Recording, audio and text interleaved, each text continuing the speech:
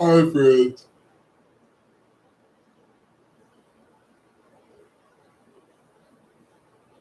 How's Derek here? Let's talk about those people. Just woke up.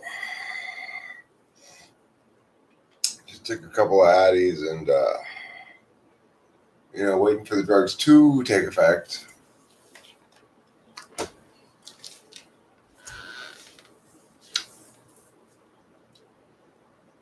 It's been a hard day's night, but I think we can all get together to thank Belgium for waffles.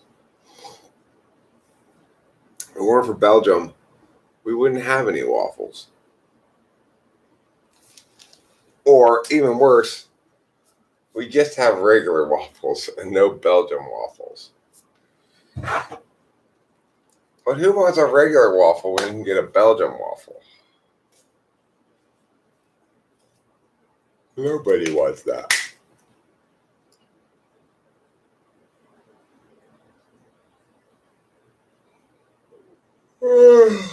I gotta tell you though, we really do have first world problems.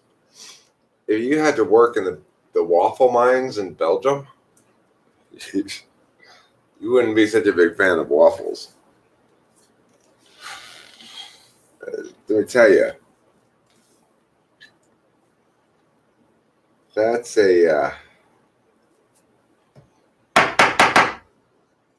filthy, horrible job, waffle mining in Belgium.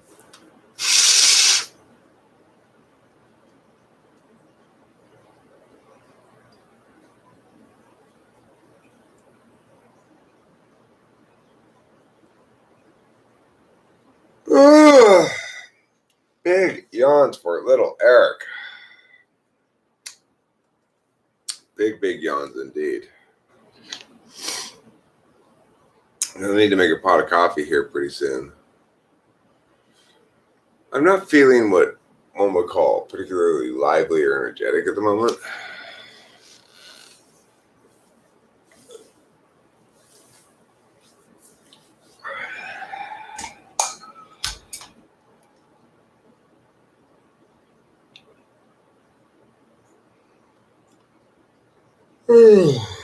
I've been dragged through my polar for the better part of a week, so that's no fun. Emotions. There ain't nothing but a pain in the ass. Oh.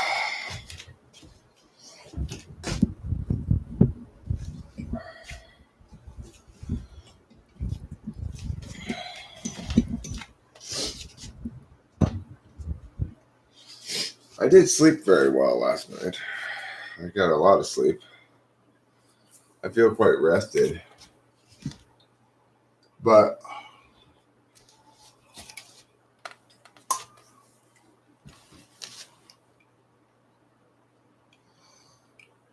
I'm still running an overall sleep deficit on this bottle of Adderall. Which means, I have to catch up.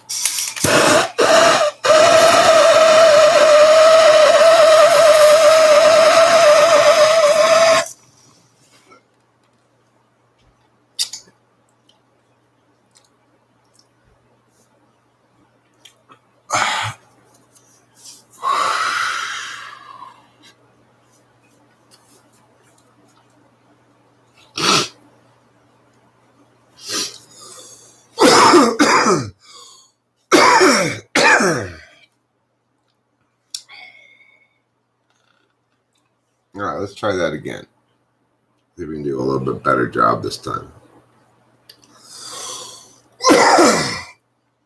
That was not a very ideal bong rip. Let's try to do this better.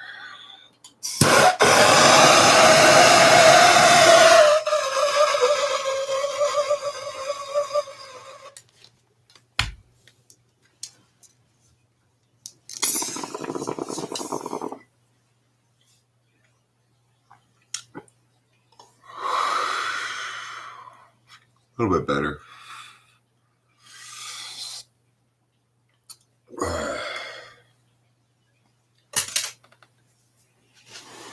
I feel kind of icky all of a sudden.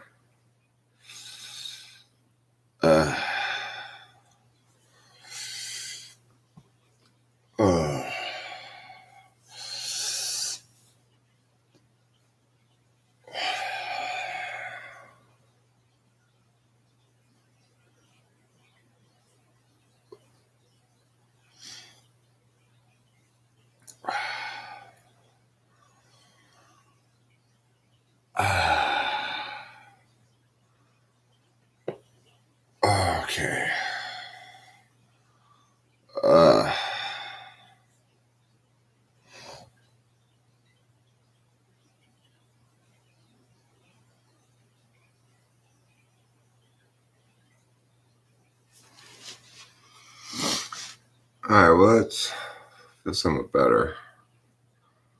That moment of distress has passed.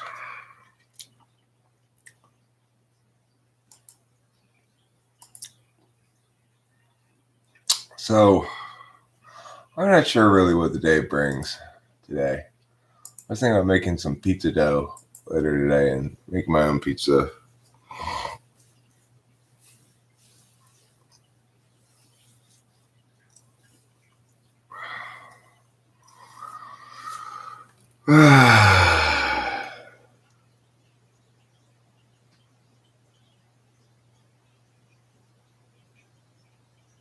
Yes, I'm just waiting for the drugs to take effect.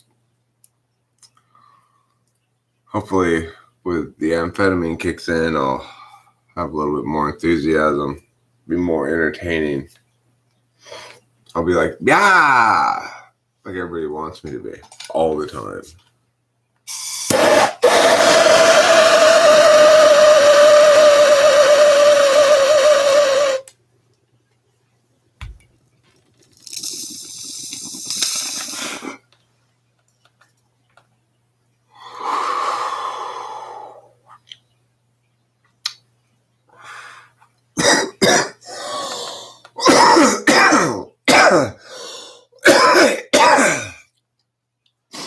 I don't know if you're aware of this, but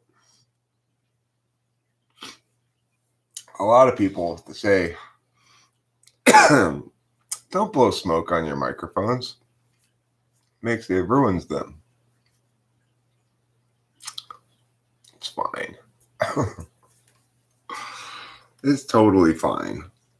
People say all kinds of crazy shit. It's totally fine to blow smoke on your microphones. I mean, I think it's finer to blow pot smoke on your microphones than it is to blow cigarette smoke on your microphones. But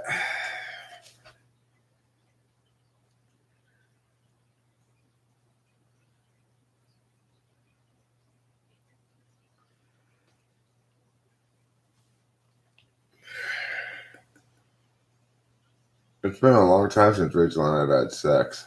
It's been like, I guess we did on Saturday. What day is it today?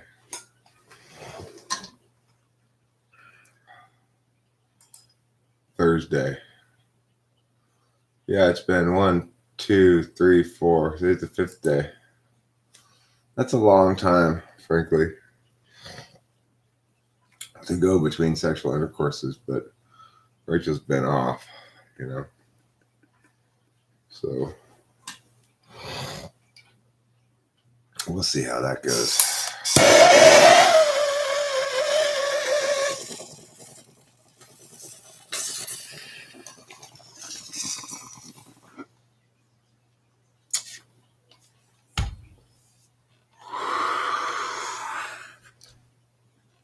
I'm assuming we'll have sexual intercourse today.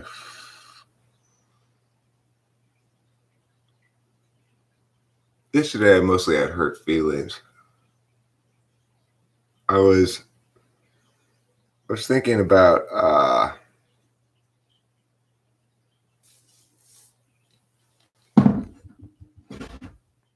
just being like, God, I hate F5. Well, I was thinking to myself, but the problem thing. It's like a simple motto of life for everybody. I don't create problems. I don't admire problems. I solve problems. That's basically like, I don't use my FI. I don't wallow in my FI. I make it go away. Because really, what do I mean by creating problems?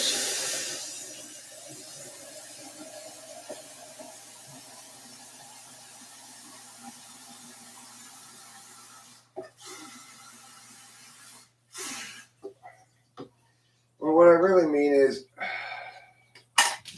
being fussy, not a team player.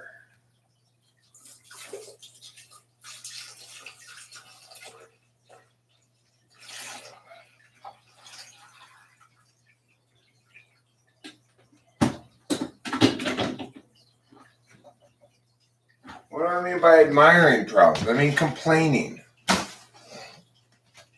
There's nothing more FI than complaining. It's like the most FI of all FI things to do is to complain. But my feelings, yeah. It's going well. It's going well. Everything's fine. Rachel was more or less better yesterday, and she should be fine today. And hopefully going forward, she's just settled into her new meds. The Klonopin is, I mean,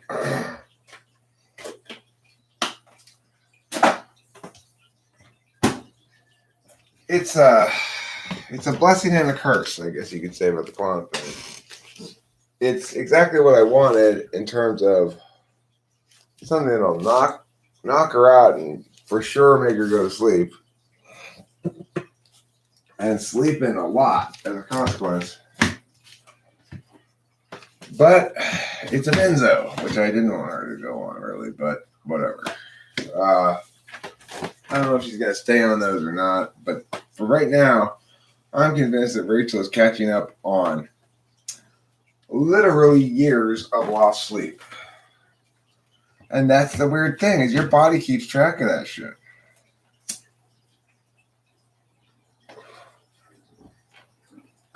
The thing is, for her to catch up on that much lost sleep, she'd have to sleep like this for a year, probably, where she's sleeping 18 hours a day. You know, maybe 16 hours a day. He's hanging fine. Slightly to the right at the moment. It's hanging to the right. My right, over on this side. I guess it usually does. I don't really think about that. It's not really very hangy right now. It's rather cold and rainy outside, so I'm a little bit contracted all in, you know.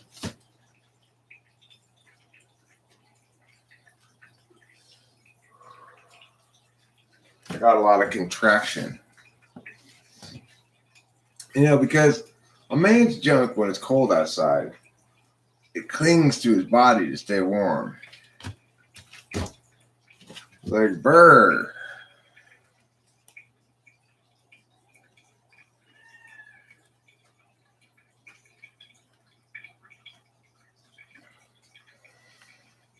Yeah.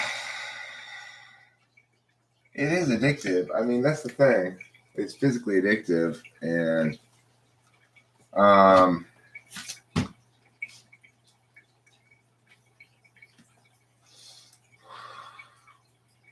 don't know. I hear coming off it's awful. I hear coming off of benzo addiction is just awful. So the thing is, what I suggested to the psychiatrist originally was instead of a benzo, something like Lunesta or Ambien or something, but he didn't like that idea because of the sleepwalking. Well, I don't know. Now that I've seen how well Klonopin works, I kind of am like, wow. I mean, that's exactly the kind of pill I was hoping that we would get. Something that really knocks her out. And that she gets a full night's sleep plus, you know. She's like sleeping till noon and stuff. So you might go, well, that's probably a little heavy then, Eric. I mean, I don't necessarily think so because, like I said, your body keeps track of lost sleep. And Rachel has never slept well her whole life, frankly. As far as I can tell, since she was like 6 years old.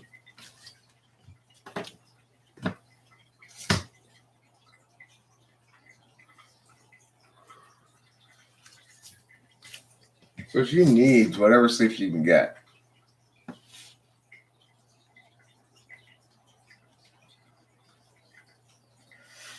I don't know, Lantern-esque. I mean, that's one of those things I've talked with a psychiatrist about. This recent episode has made me really respect the psychiatry field more. Let me tell you, it's humbling. It's really humbling when your loved one goes crazy. Because it's like I am not well designed to ignore people's words. It's my place of least resistance. It's like I know how she really feels. I know how I really feel. So her words don't matter right now because she's being crazy. That is not a strong suit of mine. It's like I am FI polar, which means I don't know anything about your feelings at all. I don't know how Rachel feels about me. I only know what she says to me. And so I'm having to process the reality that those words that she said during that period of time should be ignored. They are not representative of who she is.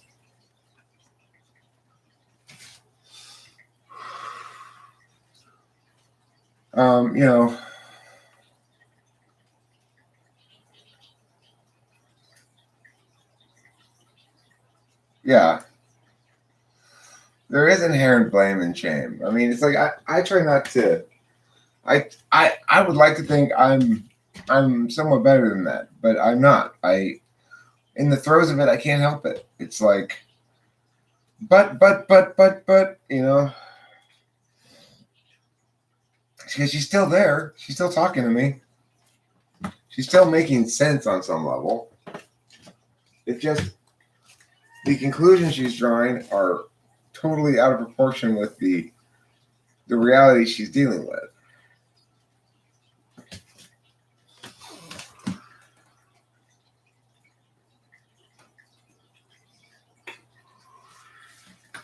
But it's like overall, I genuinely feel grateful for the opportunity to experience this whole thing. It's absolutely eye-opening because I don't think I really believed it before. I really didn't believe that there was somebody who could act so differently for some stretch of time and not be responsible for it. Who would genuinely not be responsible. It runs afoul of my whole basic accountability frame.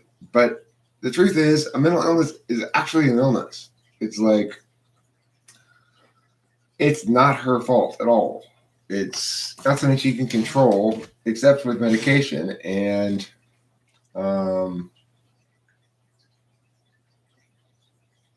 it's really informative about the human condition to me. It's like, it's not always the case that people are responsible for their actions or can be responsible for their words anyway. Actions, yeah.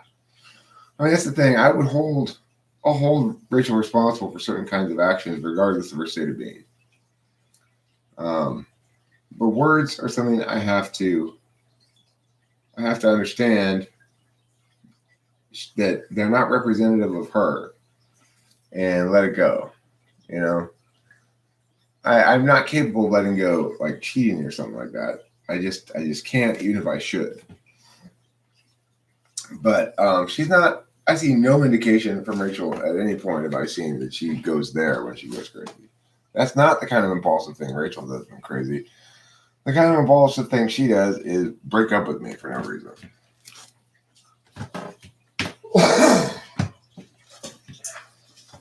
Is that better? Well, yeah. Not a whole hell of a lot better, but better.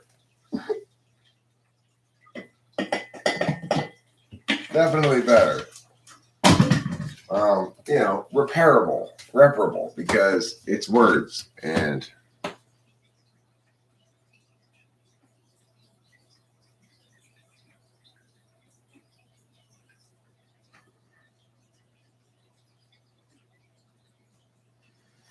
right, the unknown is scary. Well, another way of putting it, Lantern-esque, would be that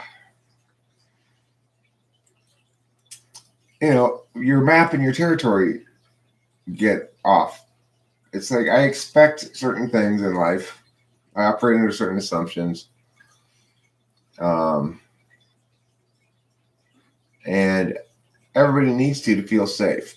They need to be confident that when their significant other gets up in the morning, they're not going to be a totally different person. Um, Otherwise, you're skittish all the time, So I have to incorporate virtual reality into my map without it making me skittish. And the key element of that is that her periods of non-optimal self are finite in length. I mean, they're fairly short if you get them medicated properly. Maybe a week you're talking about. And that when she's not going through one of those fugue states, that she and I get along great. It's the best relationship I've ever been in. It just really explains it. It's revelatory of so much. First of all, you can't reduce the person to their illness because Rachel's most dramatically, her most dramatic affect or display is always going to be awful. And that's the one that's most notable, most visible. And it's easy to reduce a person to those elements. But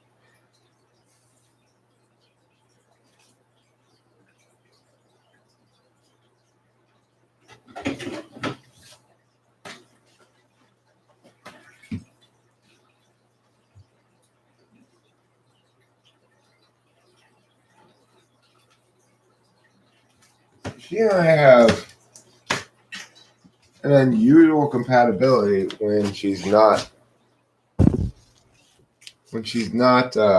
off, an unusual and remarkable compatibility that I just can't deny. I've never had anything like it before in my life, for sure. We physically fit together perfectly. Her taste in music is perfect. It's like she never plays me anything that I don't go, wow, that's great. And I don't ever remember anybody, male or female, in my life. Well, maybe Corey. Even he listened to some stuff that I wasn't that fond of. He and I didn't always see eye to eye musically. Rachel and I, we could have the same exact music. I mean, it's like we never disagree about anything artistically, pretty much. We both have the same opinion about everything. And does that matter? Yeah, that matters a lot. We can enjoy watching media together and enjoy talking about it. We can enjoy listening to music. When we listen to music in the car, we're always both happy with the choices. That never happens in the world. That's so important. That's crazy. You want to talk about crazy? Rachel's mental illness is whatever it is, but the compatibility that we have and that element right there, the music thing, you can't get any more like telling than that. Has anybody here ever gone out with anybody where they're always both happy with the music choice? I mean, I've never experienced that before. I've always experienced like, okay, well, she likes these few things that I also like, and I like these few things that she also likes, so we can listen to those few things.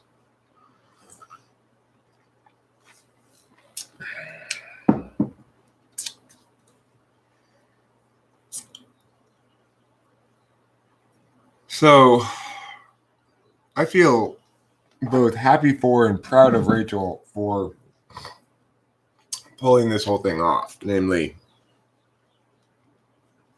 she was not in a good situation. And everything was falling apart, basically. It's like the bad situation she was in was very burdensome to her and causing her a lot of ontological stress. And there was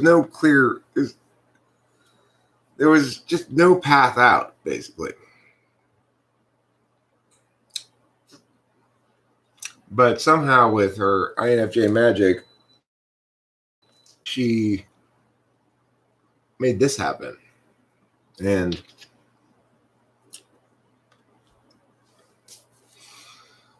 everything's different now.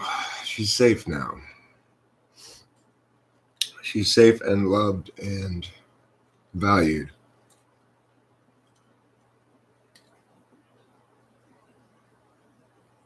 But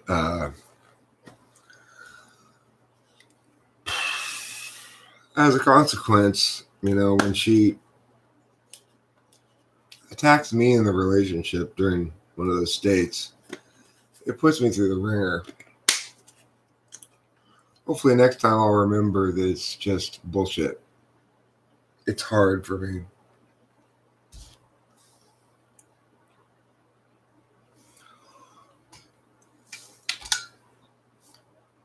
Because my whole point of being in a relationship is to be able to relax. It's like not have to fret about that whole area thing, to know you're settled on that point. You've got your significant other and you're happy with them and you're settled down. My experience has been, it's easy for me to get like that, even with people who are less compatible than Rachel. But the women always have problems. They always complain about things. They're always creating problems. It's like, there's no problem here.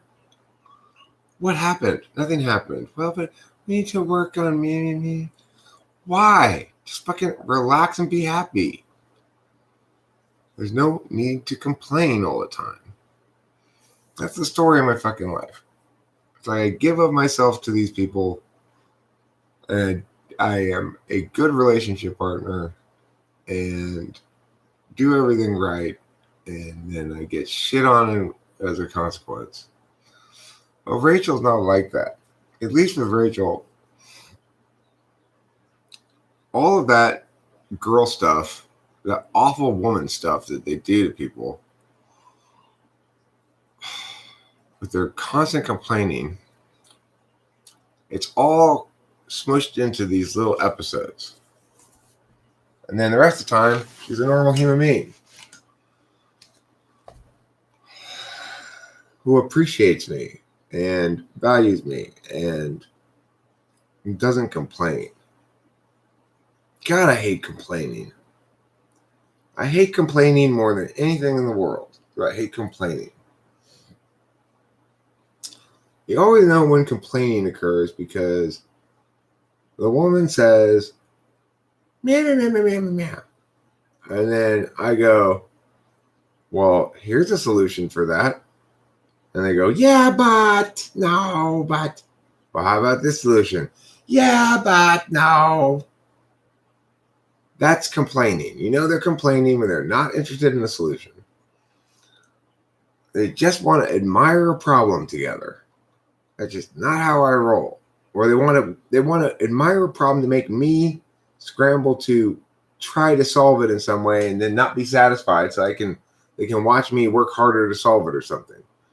It's ridiculous. Like, what is that thing? It's like every woman I've ever been with has done that shit.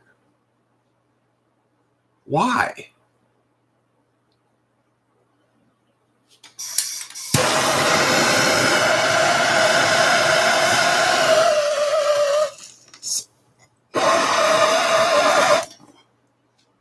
What is up with that? Seriously. Like, things are fine. Things are fine. Things are going along fine. Nothing happened. And all of a sudden, the woman's complaining about something. Heck, you spend a lot of time out there. All right, well, what do you want to do then? Okay, you just want to complain. That's what you want to do. You just want to complain.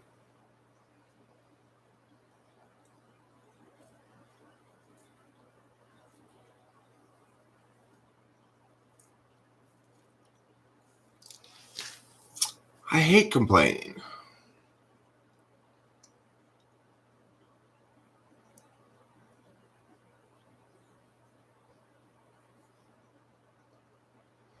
Problem admiration, in my opinion, happens to people who are emotionally underdeveloped or immature, people who have trouble with themselves and project that onto you like it's your problem. Good morning, Zandy. I like that cup of coffee right there. I'm going to have a sip of my coffee.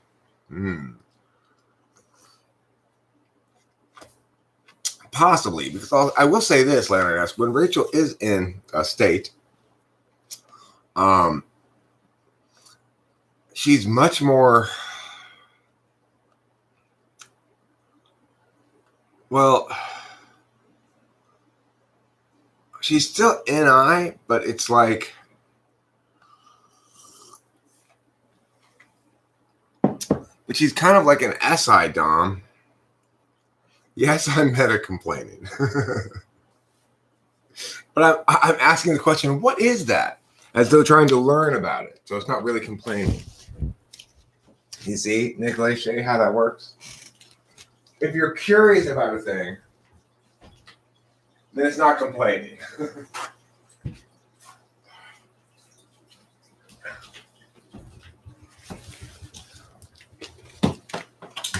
So I think it's like when Rachel's in a state, she's not using her SI well at all. She's NIing off of little bits of SI and ignoring all the rest of the SI. And I don't know if that makes her more sensor-like or what, but I mean, in some sense, she's more like an ISFJ in that she's experiencing fear right now, and that's consuming her. That's kind of ISFJ-ish. ISFJs experience fear and it consumes them. So it could be said that Rachel's more sensor-like in some regard when she's in a state. But, you know, I appreciated the deftness with which Rachel handled the aftermath of it yesterday. She understands that I'm wounded, that I felt demoralized, and she wanted me to explain. I mean, I think she knew basically what demoralized meant, but she wanted me to explain more what I meant by that. And yeah, she definitely needs SE. She needs SE. We are happiest. She and I are happiest when we're traveling. At least that's my experience thus far. She's happiest when we're traveling. I'm equally fine either way.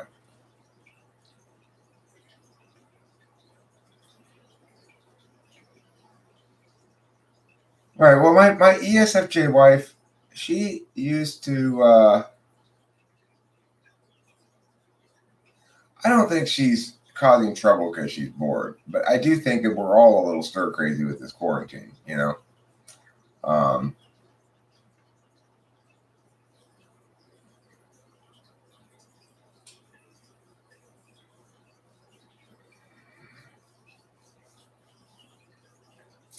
But she's still functioning like an NI Dom, Winston's mom. I've been thinking about this a lot, and I like that you're going there with this, because what I notice is when she's in that peak state, she's too much of an NI Dom.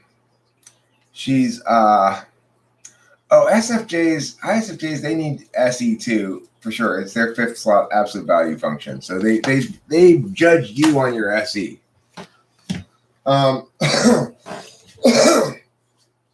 But anyway, it's like the whole, if you think about the things that she says about why we should break up, only one of them was SI. So she did say that we need to break up because she felt neglected when I started a new bottle of Adderall and was caught up working for a couple of days. That's an SI complaint. And it's very much an SI complaint that's ignoring the NI big picture, namely that those few days of recent experience don't define who I am, our relationship, more than all of the rest of your experiences that weren't like that. So, in that sense, she was being very SI Dom. But the other things she was saying were all NI things. Like, she was afraid that someday somebody's going to hit on me. I'll be oblivious to it, and she'll have to feel jealousy. And the reason she said that is because she's intuitive enough to know that she can't even believe the idea that someone's going to hit on me and I'm going to be responsive to it. So she can't convince herself to be jealous of me doing anything, but she can convince herself of this NI scenario in which she involuntarily feels jealous and doesn't want to feel that way, and therefore she should leave the relationship. Another thing she said was she doesn't want to be overshadowed by me, and that's why she should leave the relationship. Well, what do you mean overshadowed? I'm not sure. And she wasn't sure either. I said, that sort of makes sense. Like, you had a YouTube channel and it was getting bigger and you were afraid that being with me was going to overshadow your work, but you're not doing anything. You're not doing any work. So, and she was convinced by that. This is, as yesterday as we talked this thing out. She also said, well, I'm concerned that when you get big and famous, Eric, you're going to shunt me off to the side and forget about me and stuff. And I'm like, well, but that's just not how I roll. I have a small inner circle. You're a close inner circle. I'm an SI person, And then, you the longer we're together, the more familiar I become with you, the more comfortable I become with you, the more valuable you become to me, and the more attached and invested I am in you. I said, well, you just make me sound like an old sock or something, old shoe. So what? Okay, at that point, it's just like you're not interested in a solution, right? You're just, it's like I tell you the reason why you don't have to worry about X, and you say, yeah, but that just means I have to worry about Y then. What? Come on. You don't like the reason why you don't have to worry about me shunting you off the side and being all like, now I'm famous or something? It's just ridiculous, right? Those sort of things are NI things that are just NI run amok. Because none of that stuff's happened, right? I'm getting in trouble for things that haven't happened.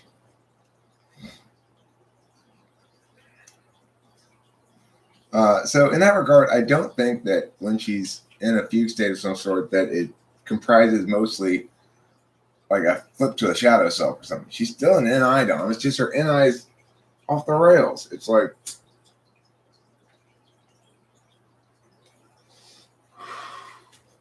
if you want to break up with somebody because you know in advance how long down the line, after a bunch of other things have happened, that's going to change the relationship and make it untenable, that's NI. I mean, that's just like ridiculously off the rails NI.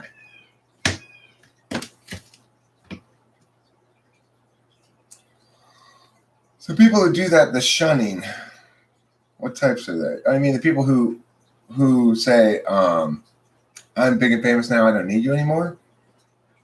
I mean, I'm not sure what types they would be. And my explanation of SI type is reductive. The real reason why I never do that is because I'm 49 years old almost. I'm not sure if she's clear on that as to whether she wants to be famous or not. She doesn't want to be president. She's worried about me running for president and that, making her take a back seat. I think she'll enjoy the process, frankly. She likes Essie. Oh, I won't ask anything of her besides that what she feels like doing, as always. And that's really the best thing I can do for any other person is not impose on them at all. I try not to impose on Rachel at all.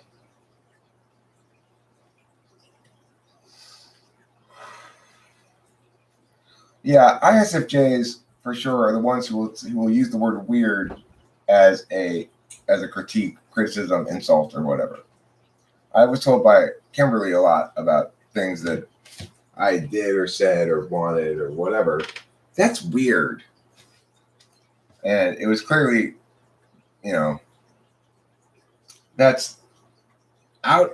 that's inconsistent with my familiar realm of things, and I am a familiarity person with my SI in the dominant slot.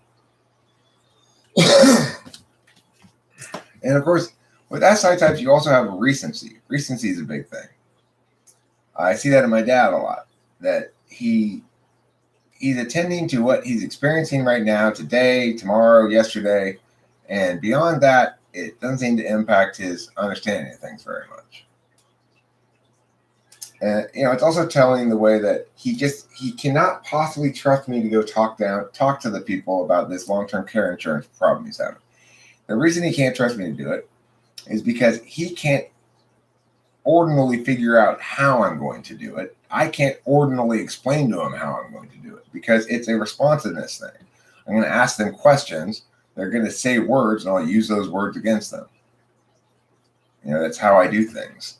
But I can't. For him, that's not TE enough. He's insistent that when and if there needs to be any sort of legal talk made, that it will be done through the lawyer because, of course, that's a protocol. He doesn't seem to understand the NI truth that that the arguments are the same either way, and if I make them, we can successfully get them motivated by those arguments.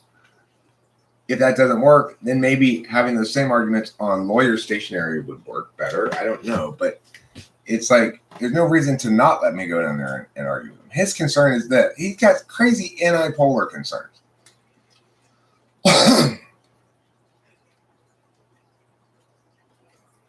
His concern is that they're going to kick her out if we piss them off.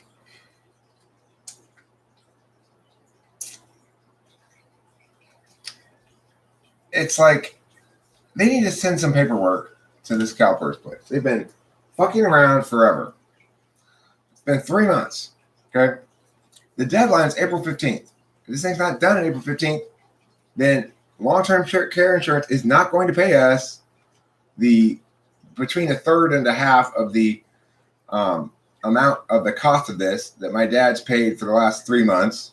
He should get a check for that. It's retroactive. You should get a check for those months, the third or, what's between a third and a half?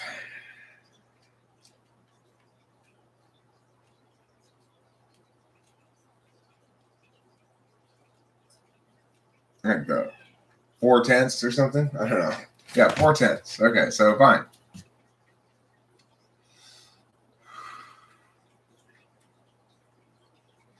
Okay, so he doesn't. It's like, okay, he's making contingency plans for what happens when they fail to do what they're supposed to do, and he's concerned about if we get too mad at them for failing to do what they're supposed to do, they're going to kick mom out of the nursing home. Those are his concerns, his main concerns, and it's like, Dad, first of all, I'm not going to get mad until and unless it's clear that they're not listening to me or hearing me. But he just doesn't trust me. And it's not that he doesn't trust me, it's that he doesn't trust my function stack. It's like I would have, because of my dominant functions, I guess, inherent kind of valuing correlates, I would have no problem saying, hey, Zandy, can you go take your dominant FE down there and see if you can schmooze them into doing this? Even though FE is my third slot, I would have no problem acknowledging that sometimes somebody who uses that function, that could be the best function for a situation. My dad doesn't have the same sort of respect for extroverted intuition. He doesn't understand that he fundamentally does not respect me in ways that he should. In some areas, maybe he shouldn't respect me, but when it comes to something like this, he really should. It's like, this is my wheelhouse. As far as he's got a contract and he wants a lawyer to look at it. I'm just like, Dad, you've got right in your house somebody who's way better than Mike. I've worked with Mike before. I'm a way better lawyer than he is. But my dad thinks that's insane. That any notion of that is absolutely insane. That I could possibly be better at that stuff than a lawyer. Why? Well, I don't have the degree and the official whatever. When Rachel said you look different when you were on Adderall, is that really SI? What would make that SI? Well, what makes that SI is it was an immediate experience she was having. She was feeling FI neglected. But when making that negative feeling into the salient point about what she knows, that's an SI kind of a thing. My recent experience decides what the overall narrative is. That's an SI Dom, SI second slot thing. Well, it's any third slot, you know. It's selfish and he gets his satisfaction from there, but he doesn't trust it to solve any problems because in his third slot, as you say, Tom Jerkson, which means he's using that selfishly rather than to evaluate whether or not something's going to work. That's his candy, not his bread and butter. So, yeah, that's what makes it SI.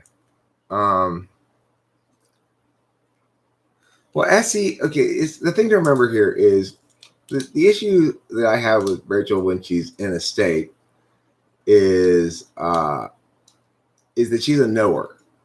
And knowers want to know. Rachel basically wants to pre-know, as Zandy said the other day, how the relationship is going to end. And if she can come up with an NI truth that she sees based on all the various factors and vectors in place right now, this thing is going to play out like Mia, which is kind of an NI specialty. That's what NI does. If her NI is being driven by her fears rather than like, well, I mean, she can always find, if she looks hard enough, some way in which this isn't going to work out. The thing that I am kind of gratified about is she's a powerful NI dom. She's got great intuition, and these are the only things she can come up with as to how this relationship isn't going to work. That, for example, that someday someone's going to flirt with me and I'm going to be oblivious to it, and that's going to make her feel jealous. That's the best she can come up with. That bodes well for our relationship in my mind. Or, that I'm going to overshadow her without any specifics. Well, I mean, the thing is, first of all, are we talking about my behaviors in some way? If so, then maybe I can change some behaviors if they're not FE considerate enough or something. But we're not really talking about behaviors. We're talking about a reality of the universe that she thinks exists that would apply here if the corresponding elements were the same. I've watched from afar by the People magazine and such that this celebrity got famous and then dumped his ordinary wife or something. Well, that's not me. I mean, because look, Rachel is my taking advantage of my fame. It's like I couldn't believe it when I put up that thing after my last relationship saying, okay, well, I'm single again. I'm looking for a new girlfriend. I couldn't believe it. It was like people batting down my doors. It's crazy. I never want to experience that again. I hate that. I hated that. I hated that more than you can possibly imagine. Like talking to chicks and realizing that every time I talk to them, all of a sudden it's just knowing that I'm a bigger narrative in their lives than they are in mine. And that what I do has a lot of impact on people emotionally, even if even if it's nothing, then I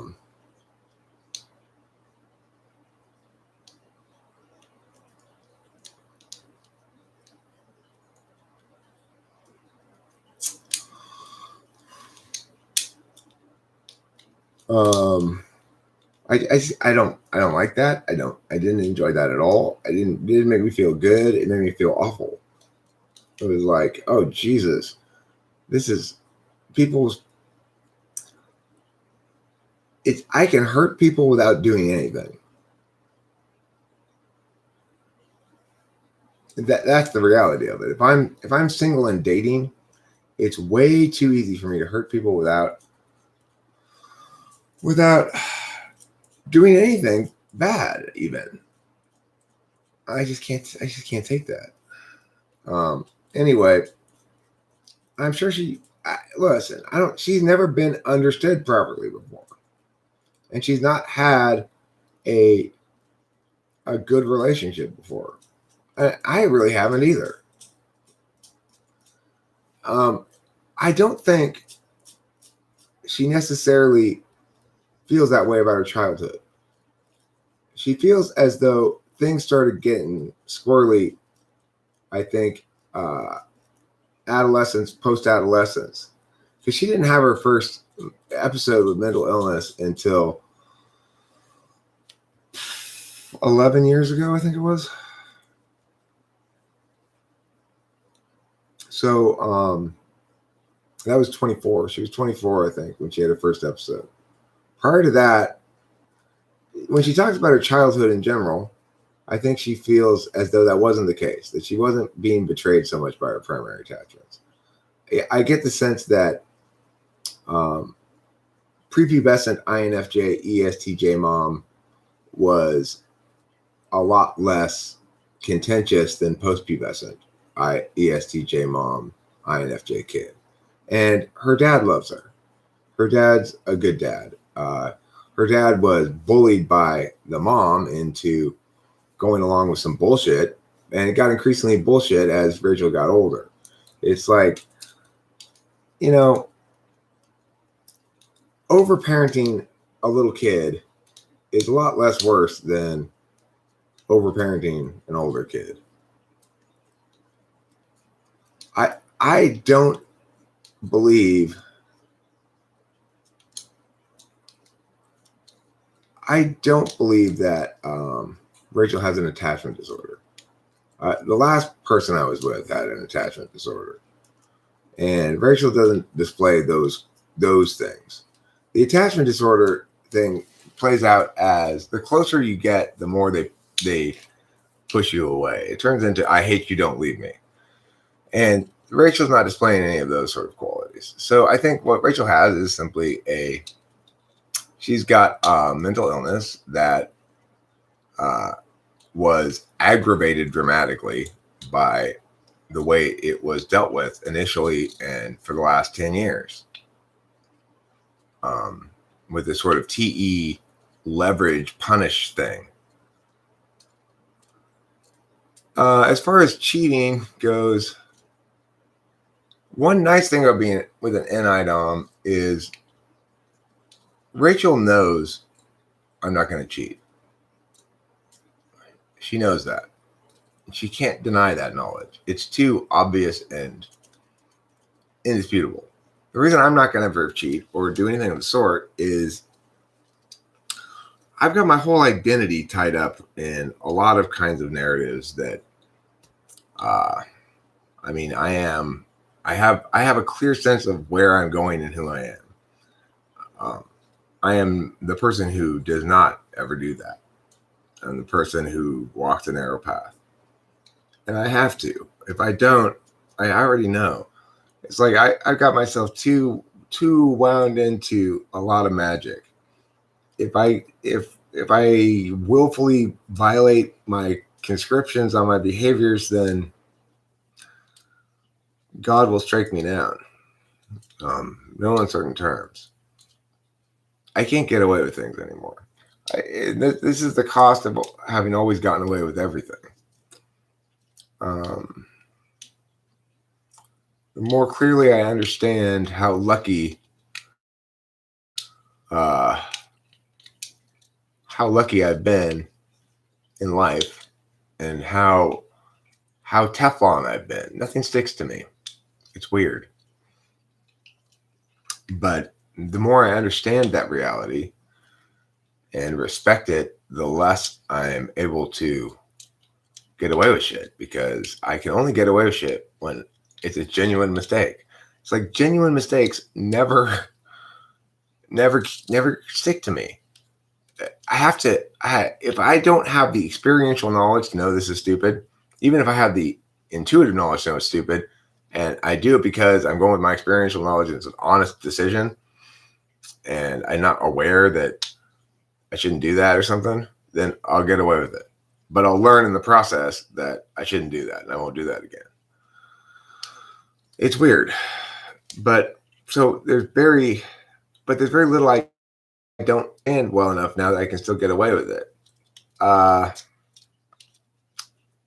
I remember the first time I sort of understood the mechanics of this about pushing things too far, and have been thinking about it ever since, was when I got arrested in Oklahoma for marijuana.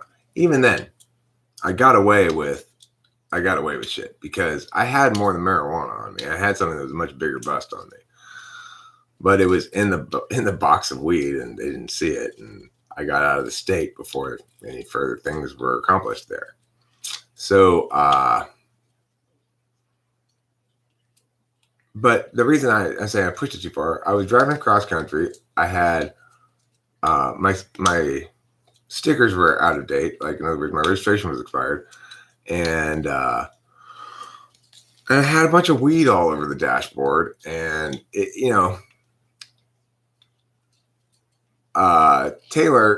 Taylor in Kansas was like, "Eric, you cannot drive around with all this dashboard weed."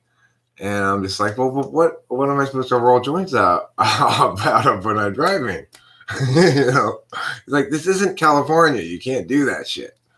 And he tried to save me. He tried to get me a lockbox, which he got me a lockbox, and I put all the drugs in the lockbox.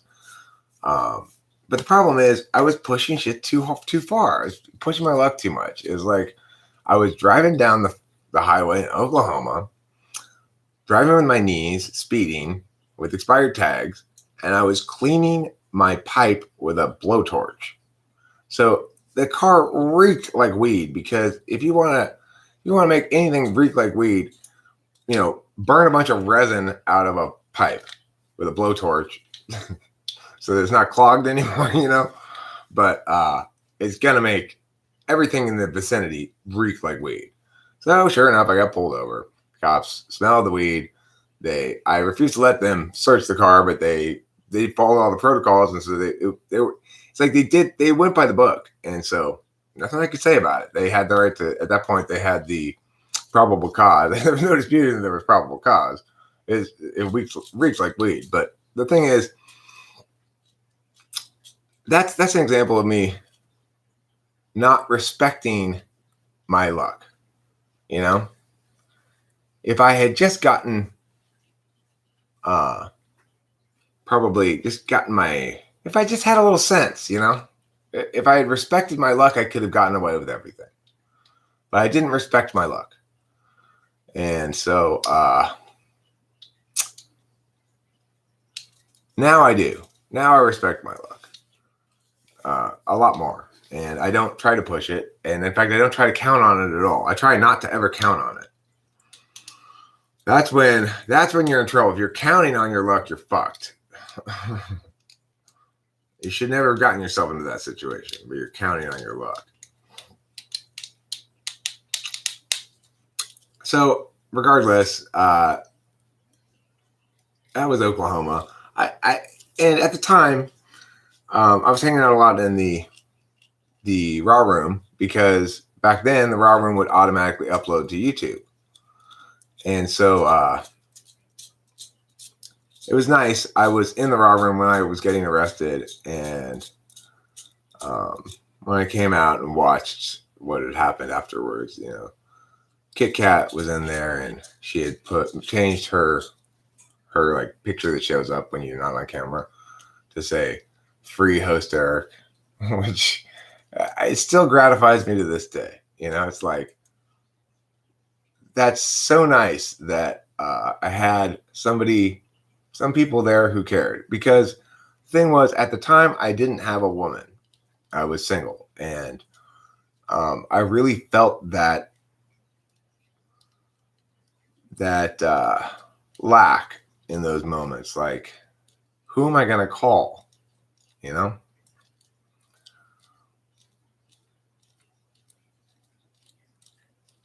What's love got to do with it? Who needs a heart when a heart can be broken? Oh, Tina Turner. Sounds like you need the back of my hand. I bet you got quite a bit of back of the hand from Ike, I would imagine. He seemed like not such a nice guy, Ike Turner,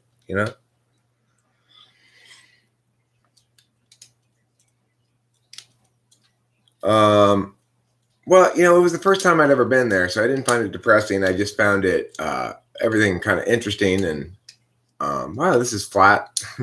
Wow, there's nothing here. I had a nice time in what was it called? I visited Courtney in Oklahoma. That's why I went to Oklahoma. I thought I was going to hump her, and it turns out no, I wasn't. She was just playing. She was just playing me. She was playing ESFP. I don't know. Anyway, wherever it was that she lived, I stayed in a hotel there.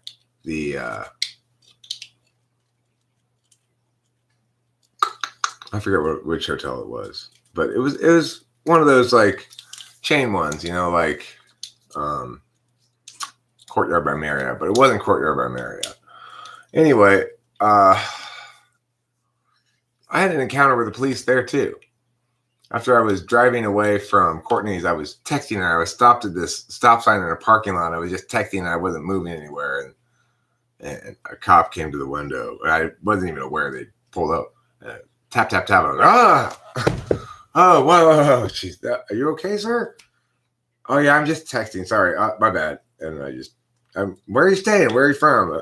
I'm staying at this hotel here. I showed him my key and my bad. Sorry. And he's just like, okay, no problem. I went back to the hotel. So that was my experience with Oklahoma. I left Oklahoma. I got arrested right at the border, like just before leaving Oklahoma. I was 20 minutes, maybe even not even 20 minutes, maybe 10 minutes from the Arkansas border. And when I got into Arkansas, I pulled over. Once I got into Arkansas, I got a flat tire because the cops had broken my car. They had bent my rack and pinion, and so I got like flat tires until my rack and pinion broke, and then I had to get that replaced. And after that, I didn't get flat tires anymore. But I got a flat tire, and I went to Arkansas. And I pulled over on the side of this place in Arkansas, and I saw that I went to this hotel, this shitty little hotel that was right there. Again, it was a chain, but it was one of the cheaper ones. It was like Days Inn or something. And they had smoking rooms. I was like, really? You guys have smoking rooms? Yes, I would love a smoking room. Thank you. And there's ashtrays in there. You can smoke in the hotel room. And I thought, that's just great. That is just great. Arkansas, I liked the South, frankly. I liked Arkansas. I liked, what was it called? Kentucky. I liked Tennessee. I liked Kansas, except I can't go back to Kansas because apparently Kansas is under the impression that I shot at some geese I wasn't supposed to shoot a gun at. How am I supposed to know what I'm supposed to shoot at, It's like, the thing is, email anthrax, that's one approach to dealing with cops. I don't answer questions. But I do answer questions. I don't have a problem answering the questions. Because I haven't done anything wrong. And the thing is, if I have done something wrong, then I probably shouldn't get away with it. And one of the mistakes I made when I got arrested in Oklahoma is I lied to the cop. I said, no, I don't have any weed on me. I should have told the truth, frankly. I should say, yeah, I do have it on me. But I didn't do anything wrong. So, keep the moral high ground. You're going to get busted anyway. I'm going to keep the moral high. If I had to do it over again, I wouldn't lie.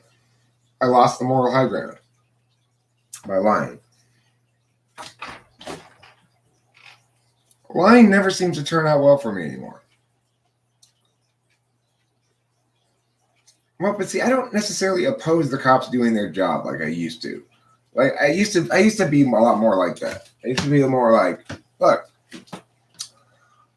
I don't appreciate the way that this authoritarianism is being implemented and such, but I respect cops more now. I had to deal with the cops a lot during the Christmas time with Rachel. Rachel managed to get the cop. I had the cops come several times, okay? Because the first time she was out wandering the neighborhood in the middle of the night, unplugging random shit from it was around Christmas time. People had their Christmas lights up and stuff and decorations. She was going around unplugging people's decorations and shit. And then the cops started following her, and I guess she walked back here and came straight in through the house and was back in here. Then the cops came, and I was like, "Hey, what's going on? Who is she?" It was obviously disconcerting to say the least. But they were very nice, and they helped me to understand that she was having a mental health episode, even though I was not clear exactly what was going on at the time. And I had to call them one time after she trashed my dad's garage. I figured I didn't know what to do. I called the cops. I didn't know what to do. I didn't have Rachel's mom's number at the time. Well, that last time the cops came, they managed to get me Rachel's mom's number.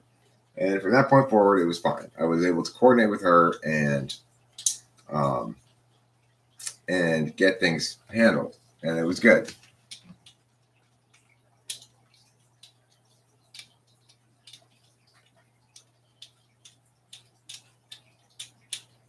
Right. Well, sure. It could be important in court if they suspect me of a crime. But even if they do suspect me of a crime, if I'm not guilty of it, my answers will all indicate that. In other words, I'm not worried about getting out. It's good advice for most people, but I'm not worried about saying the wrong thing. I'm just not worried about saying the wrong thing. I'm confident that the more I talk to somebody, if I actually am not guilty of the crime, the more convinced they'll be of that. Now, if I actually am guilty, and I'm trying to get away with it, I guess in that case, I would invoke my right to remain silent.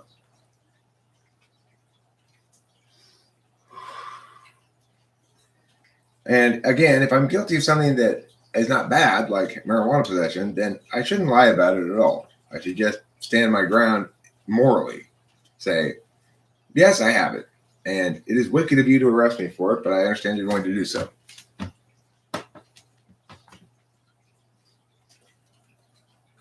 I mean, I don't find that to be the case.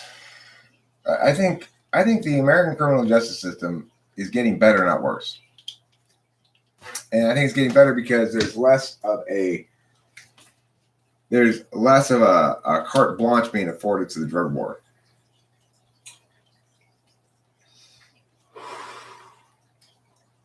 The problem with the American criminal justice system and the status quo is plea bargaining. The way the plea bargaining set up is if you can't get bail, you can be substantially leveraged into accepting a plea, even if you're not guilty. So that's a problem. The plea bargaining thing is a problem. But it's something that I plan to address somewhat as president if I can.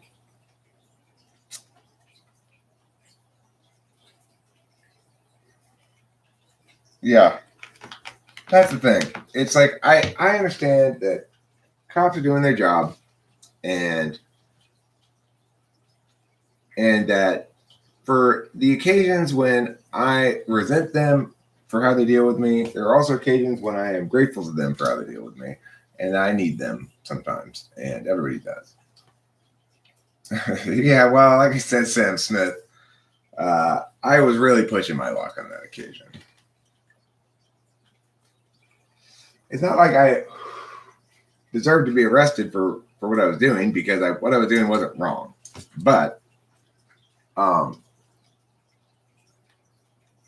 it's hard. I'm hard pressed to blame the cop in that instance, because it was so brazen and just like showing no respect for going through the motions. Like showing no respect for not. It's like basically I'm forcing the cops to do something at that point because I'm being so brazen about it, everything. So it's like I learned some lessons there, and I'm more mature than I used to be. That's just how, in general, the truth. I'm not as childish as I once was, and I have a more nuanced view of things.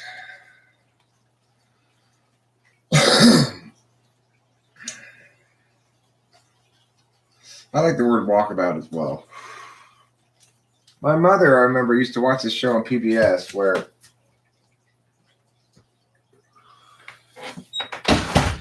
typical ISFJ thing to watch. It's a dog training show, a British dog training show she used to watch on PBS, where the lady who was the host of it or whatever would say, "Okay, now, walkies," and then they'd walk. I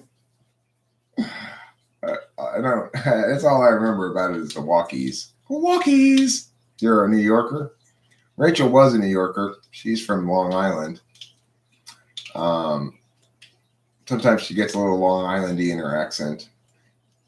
Get over here! Try some of this watermelon.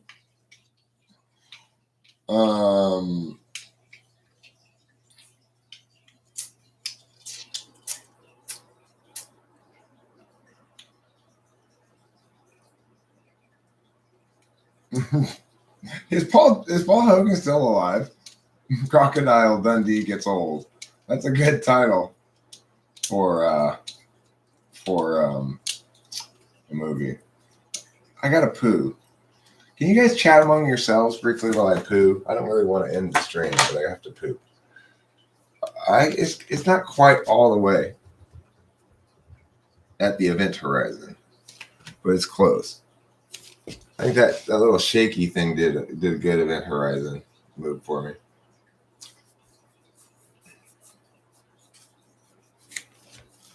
All right, I'll be back. I gotta poop.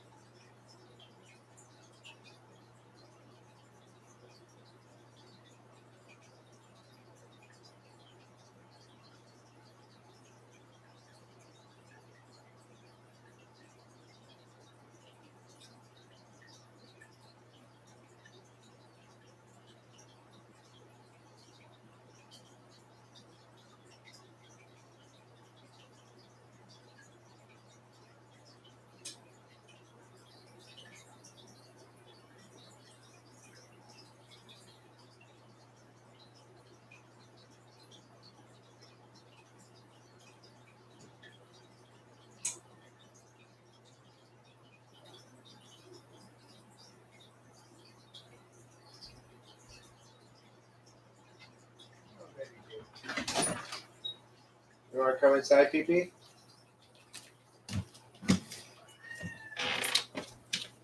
Well, I'm back. I'm back and I'm better than ever. I clogged the toilet this morning. I did.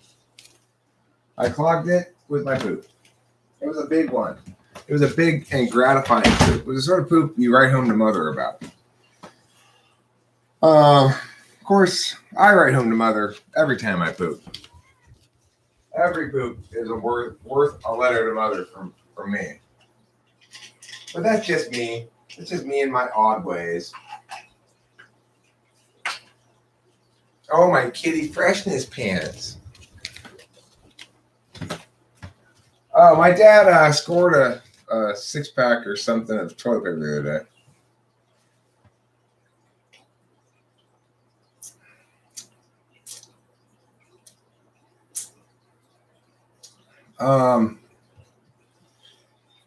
Yeah, we have sufficient toilet paper. We're not at risk of really running out for that, because even if we were to run out of toilet paper, we have this big thing of wet wipes. So we're going to be fine as far as the butt wiping department goes.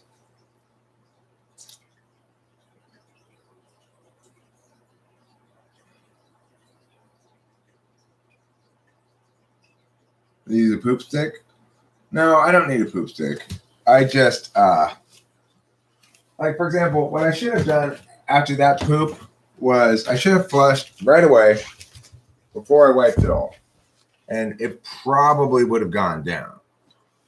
Of course, if it doesn't, then you have to plunge before you wipe.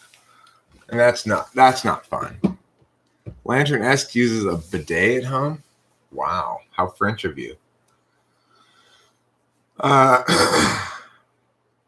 Regardless, I don't mind occasionally plunging the toilet. The only problem I have is my dad has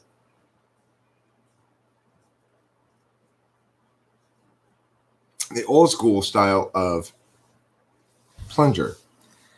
It doesn't have it's not like one of the good black ones that have the chambers for air, kind of. My dad's got one of the old red ones. It's just a this. And so it takes an experienced plunging hand to successfully plunge with that.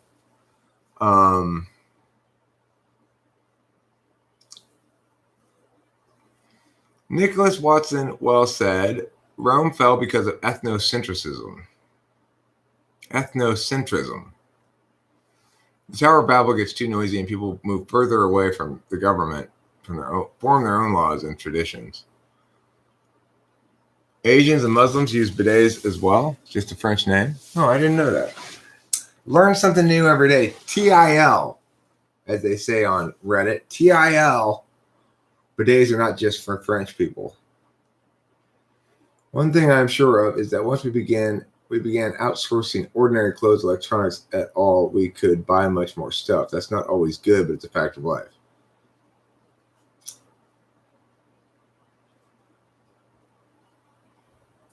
Well, I mean, that's capitalism. Capitalism is outsourcing. It's saying, I don't want to deal with this aspect of shit myself.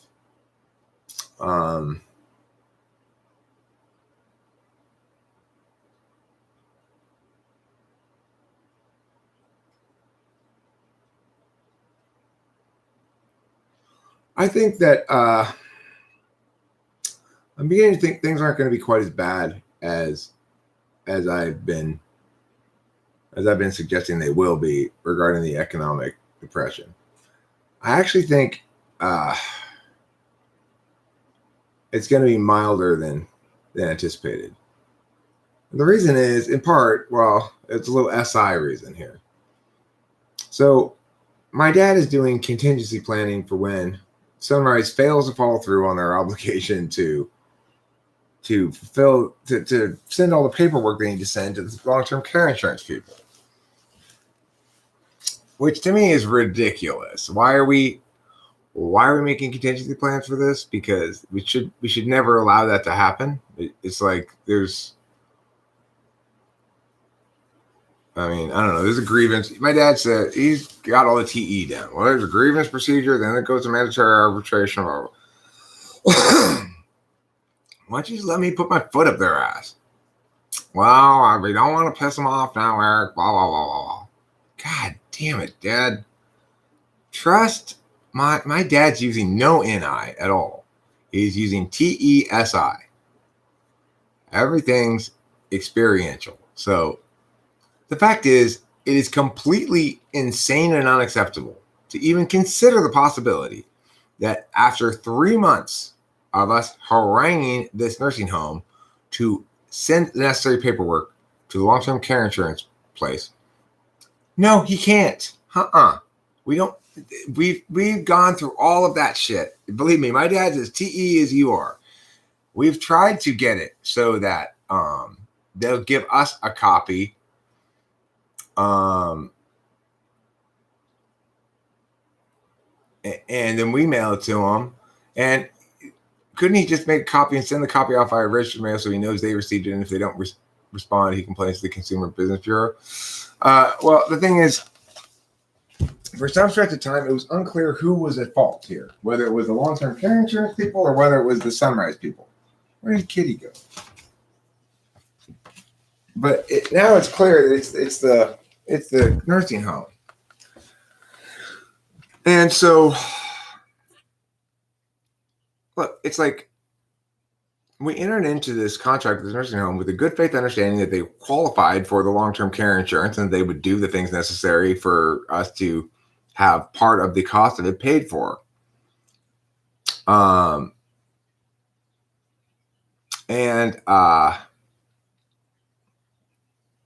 It's not acceptable for them to fail to do so and for us to go someplace else, having spent 3 months here. It's like we're expecting to get a check for the amount the long-term care insurance pays for those 3 months because it's retroactive. If, in fact, we accept this reality that somehow they're not going to do what they're supposed to do, and they have about till April 15th, and this is the tail end of the 3-month period now, okay?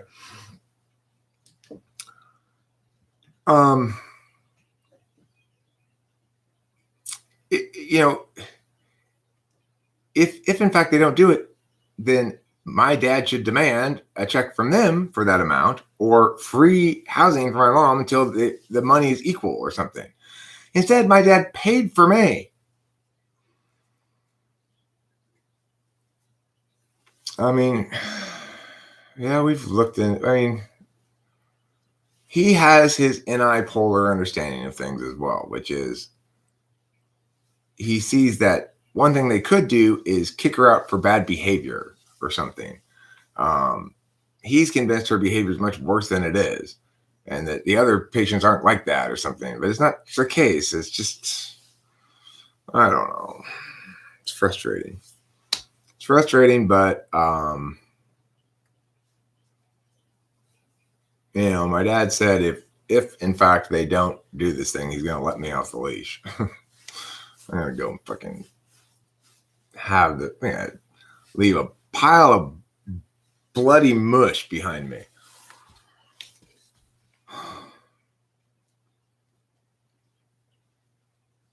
Right. Well, see, here's the thing, Winston's mom. In the status quo, they're just getting checks from my dad each month for the full amount. And what they have to do results in them getting the same amount of money each month. But it results in us paying less, So for them, as long as dad just keeps paying it every month, I guess, who cares? It doesn't really matter. The same amount for us. It's just some busy work we have to do because it doesn't affect our bottom line at all.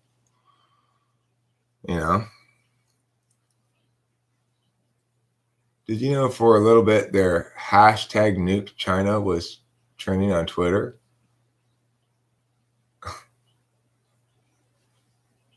Really?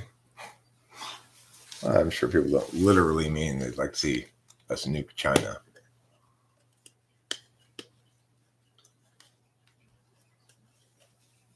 Yeah, that would probably help. I was trying to explain to them this morning that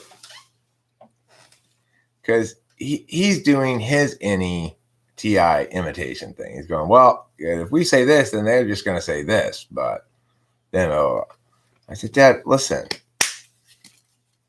we don't know what they're going to say, and we don't have to say anything.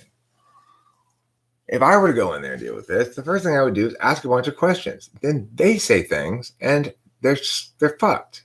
And they can't say things without meaning things, and they can't mean things without me using those meanings against them, given the fact that all the facts are on our side. I can't tell you exactly how it is that I will tie them into knots and leave them squirming, desperate to please us, but I will. I will use their words against them to make sure that happens. You just got to sort of trust the process. But he's not a process person. He's a judger. He's a judger. So if he doesn't feel like he understands ahead of time the ordinal steps. I didn't read your write-up, emailed Anthrax. Is it a comment on the video? Let me see. Is it a comment on the one called Somebody Has to Poop All the Time? Virus and Economy Dishonest Quarantine Proponents?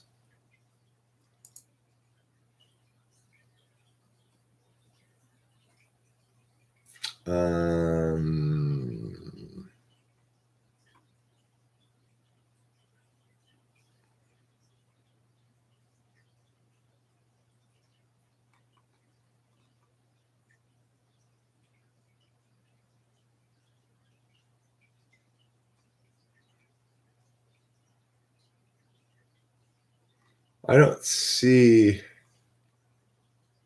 Is it? I don't see it.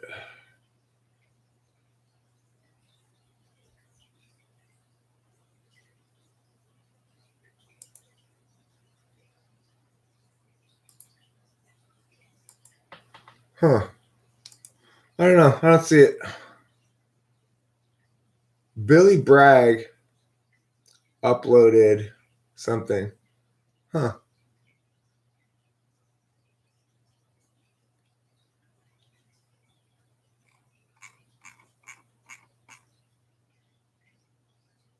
Cloud commented, splendid couple. Thanks, Cloud.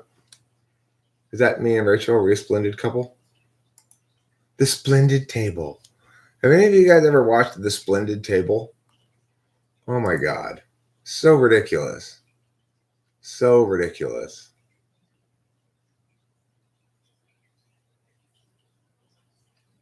Your Richard Dawson video is a lot of fun. He's a real TV personality for most of my life. I think Dave Sanderson is your competition on YouTube. He is excellent and devour TV guides like I did. All right. Yeah, I mean, I know that medium of video is not a brand new thing or anything, but I'm doing an example of something that other people do as well. Hi, John Henry. Oh, it's in the chat. Let me go up then.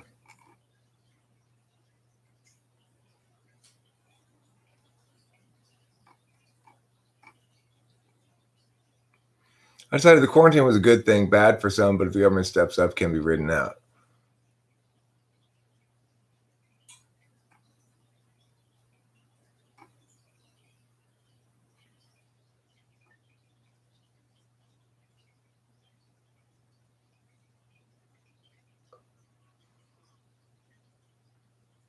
But email Anthrax, that's a terrible fucking argument. That's absolutely terrible. There's a critique called apocalyptic talk, which explains why precisely this line of argumentation is terrible. The risk heuristic, first of all, is faulty. It's like, in order to do a meaningful impact calculus, you have to calculate both magnitude, which is what you're saying is the only thing that matters, but also time frame and probability. Because there are lots of things that might destroy humanity, but we can only devote our resources to some things. So we have to consider the likelihood of something happening.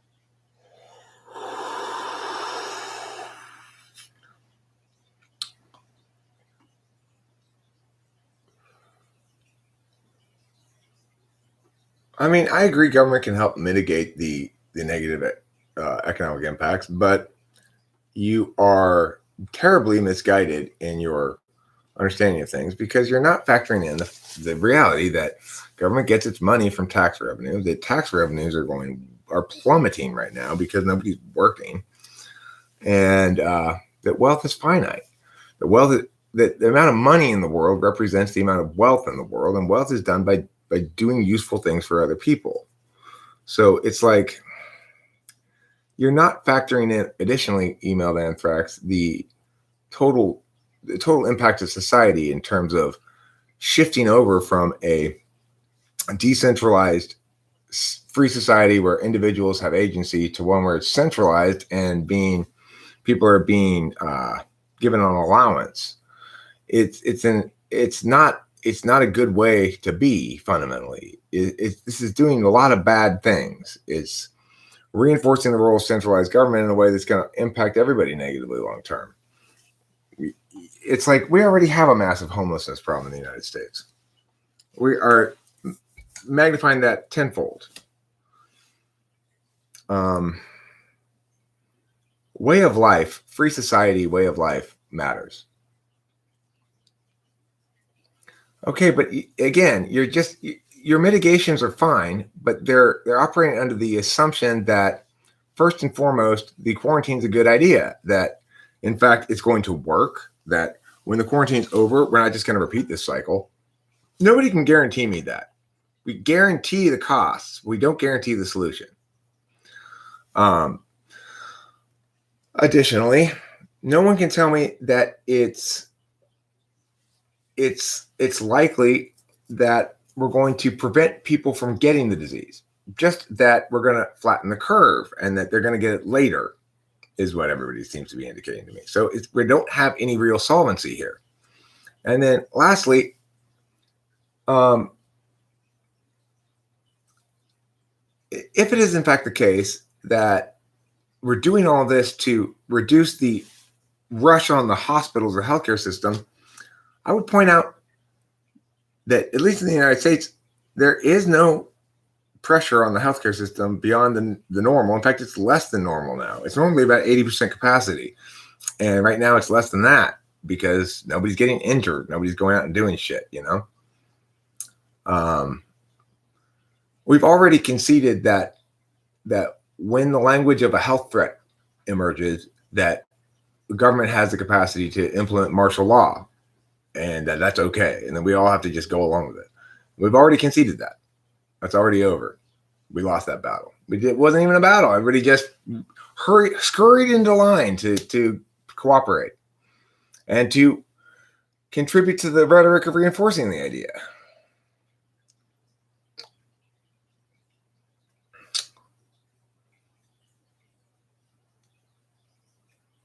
So we just have to remember what would happen if we put the burden on those who actually were vulnerable populations to isolate and just sort of let it run its course. We treated it like another flu or something like that. What would be the horrible result of that?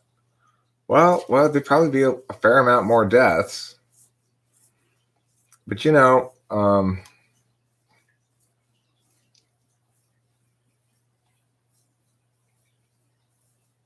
it's just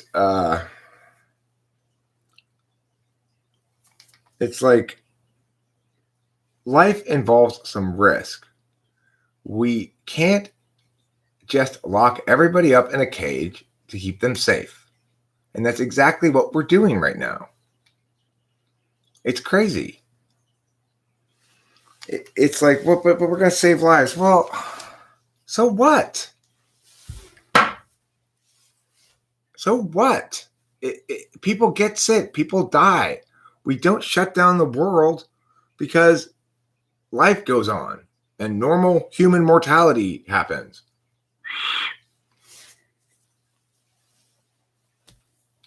And again, we have to think about these sort of solutions in terms of, is this a solution that is a style of solution we can apply periodically?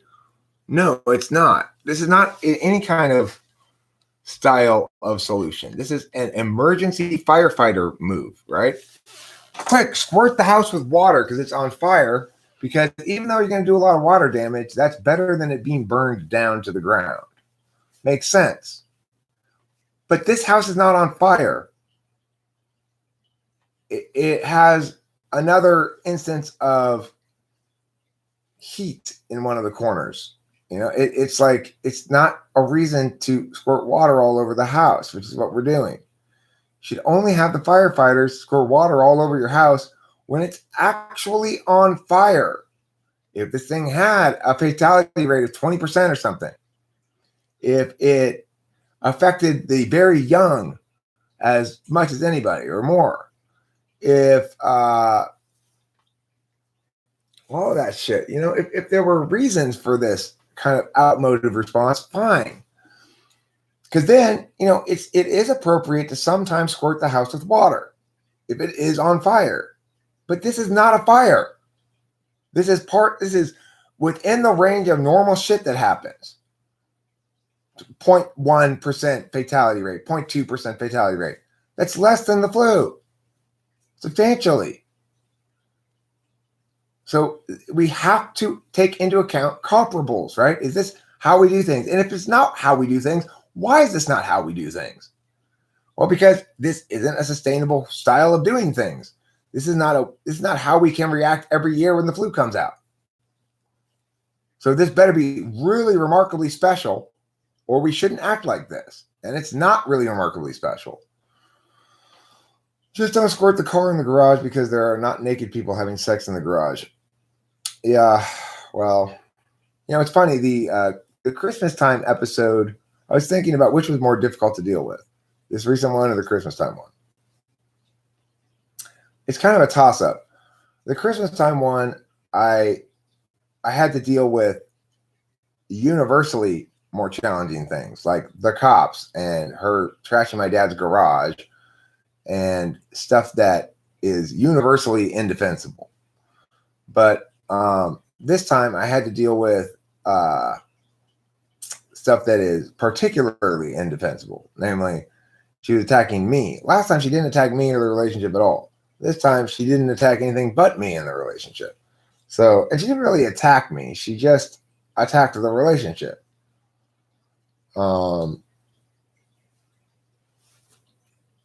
Which is the same thing, really, from my perspective. It's like, if you don't want me, then that's going to hurt my feelings. If I've relaxed enough to be confident that I want you and can relax and be confident that I'm going to have you indefinitely, and that, you know, we feel the same about each other and we don't have to worry about one person being more into it than the other person or whatever. And then you hear from your partner that in fact they don't think it's going to work out. They don't know if they should be with you, et cetera, et cetera. That's going to be very painful.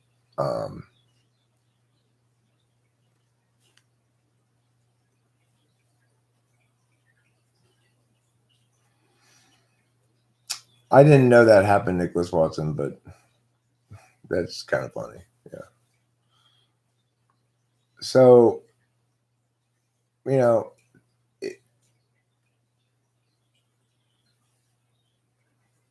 I finally pulled that thing out, Nicholas. I don't know if you were here or not, but I guess it was yesterday morning. I tried the dental floss again, and it worked this time. I should have kept with the dental floss. I should have tried the dental floss again on that occasion. The dental floss was fine. Just because it broke once doesn't mean it was a failure of a solution. I should have just tried it again. Anyway, I did, and it pulled it out successfully, and it didn't even hurt. Once his mom was here, she told me to wash my mouth out. That's how I know she was here.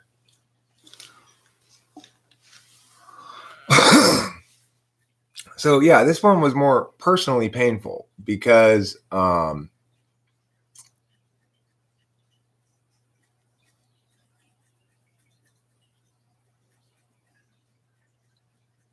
thanks. Hey ho, Moose Moose. So yeah, it was more painful. Belgium waffles, right? We all should take a moment right now to to thank Belgium for waffles, or at least for Belgium waffles, because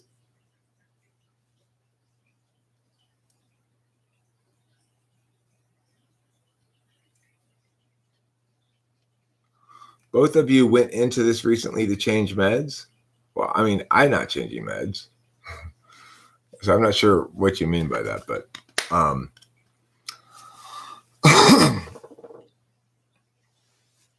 yeah, I know it needs adjusting in time, and I am aware of the fact that I shouldn't take those words seriously that she said during that episode.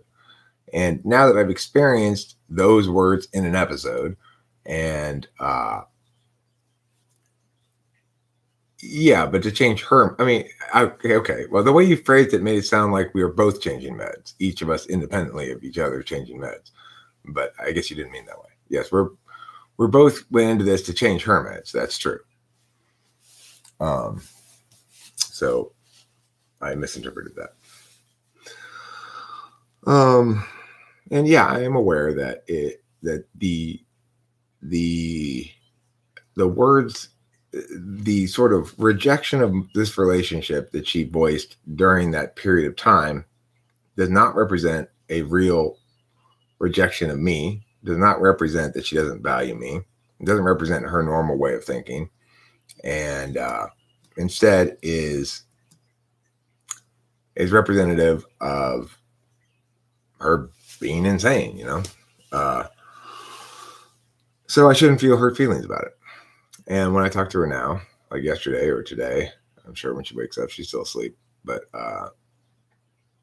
that we're going to be back on the same page as we were back on the same page yesterday. I explained to her that I'm feeling kind of wounded, and it may take me a couple of days to feel comfortable again, because knowing with NI, and I didn't delete any comments. Did you put them on a video or something? A lot of them get held for moderation. I don't moderate very often, so I'll go moderate and see if I can approve some comments here.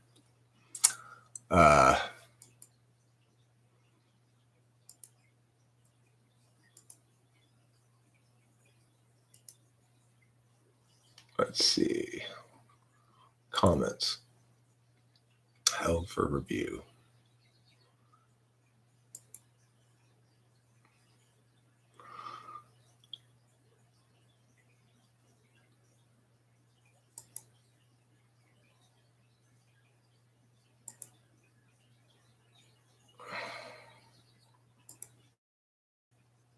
All right. We got 17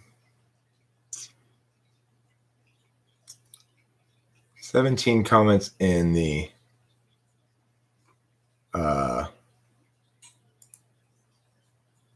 likely spam category.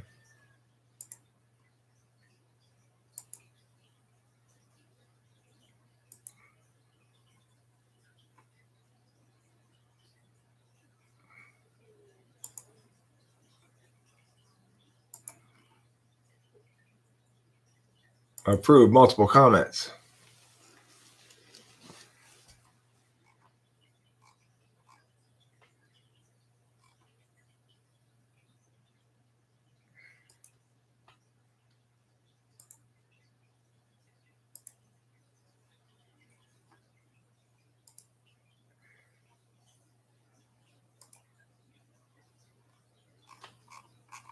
There.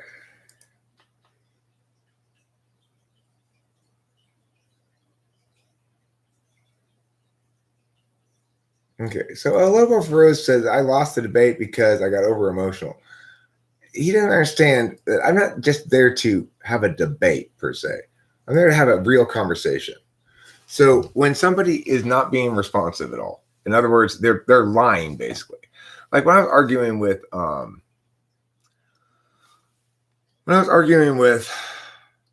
what's his name, Anchor Jason Blood. I don't care if I'm perceived as losing the debate or not. It doesn't matter to me. The point is, if I'm saying some basic facts and he's refusing to agree with them, then he's not talking with me honestly, and that's not okay. So people can perceive me as losing that debate or not. I don't give a fuck. It doesn't matter. What matters is, are we honest or not? If I say, is this the first time we've ever shut down the world economy like this? And he says, no, it's not the first time, then he's lying. He's not being honest. I read your comments here. Yes, I see you, Andrew Roth.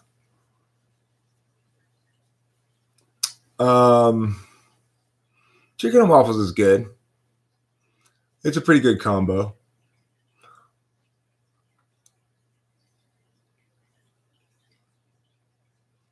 So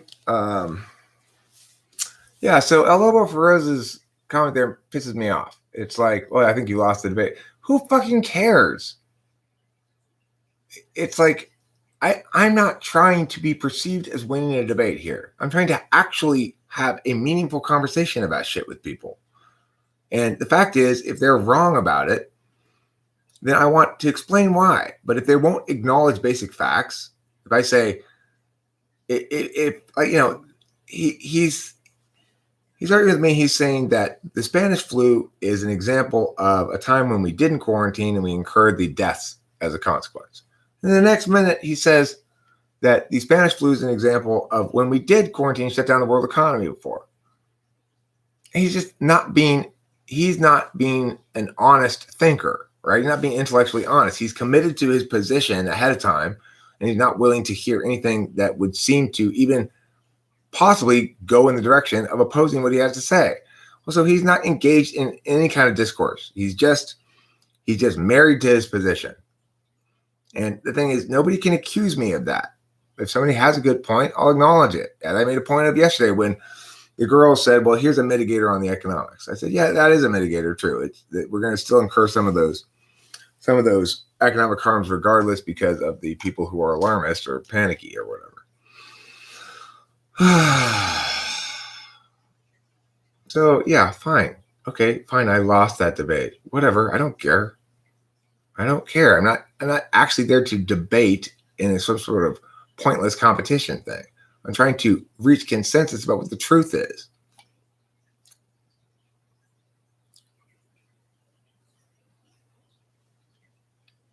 KSBW News had a story yesterday about a study investigating the possibility that California could have herd immunity because it actually started there in September. If true, the lockdown is even worse. Well, it's even more pointless. There's nobody at any doctor's offices or hospitals with COVID in California that I can tell. Hospitals are empty. Completely empty. So have we flattened the curve too much? Is it too flat? Can it be too flat?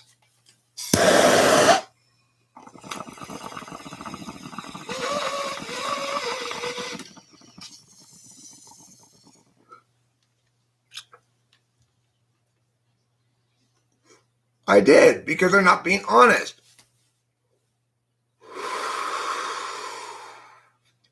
They're not interested in making any progress with language. That's the whole point of language. It makes progress.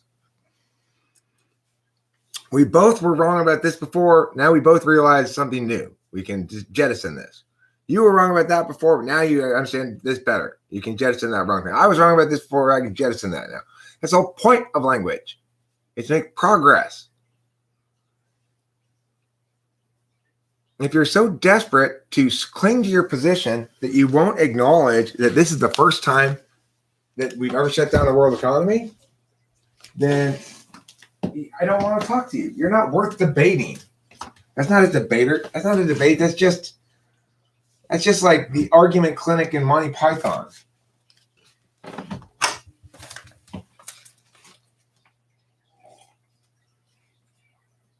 It's sickening.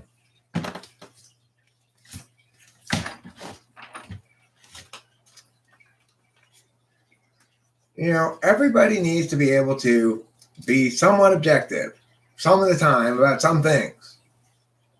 When we're talking about public policy, that's where it's time to be objective and not be married to your advocacy so much that no matter what's said, no matter what facts are in front of you, no matter what realities predominate, no matter what the NI of it is, no matter what the SI of it is, no matter anything, you're just going to cling to your position.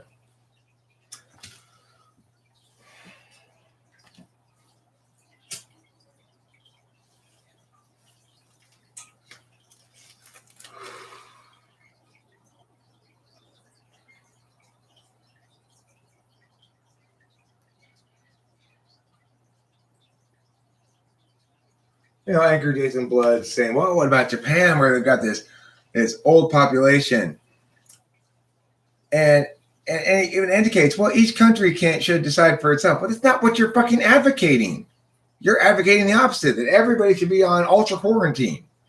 That if we quarantined even harder, it would be even better. And that we can just count on government to solve the problem thereafter. No, you can't. What do you think the government is? It's us and our money.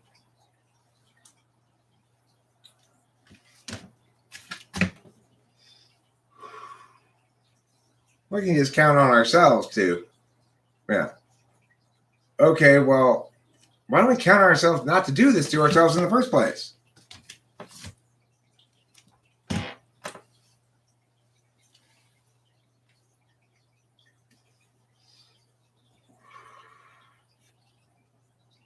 Exactly. Rusmus sums it up nicely. Why can't we accept that we get sick and nature is the boss and the ends don't justify the means? That's the bottom line with all this. It's all ends justifies the means. Hey, El Lobo Feroz, I was just saying how your comment was incredibly stupid and pissed me off. I don't care if you think I lost the debate. That's not a debate because the other person's not working with me to make progress with language. That's just somebody being argument clinic, just disagreeing with everything. Has no care about reality.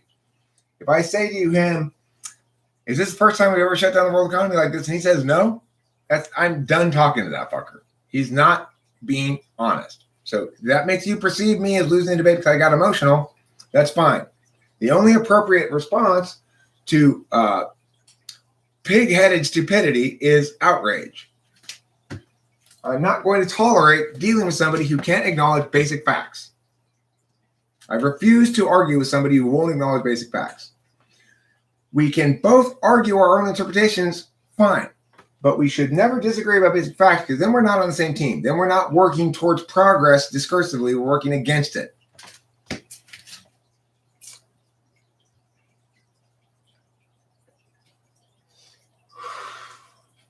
I am not interested in competition debate anymore, okay, as an individual person talking. I'm not interested in winning debates to show how good a debater I am. I could do that easily enough. I could treat it like a competition round, go in there all calm and just thrash the fuck out of him. I'm not interested in doing that. I'm interested, I've done that for years. That's boring.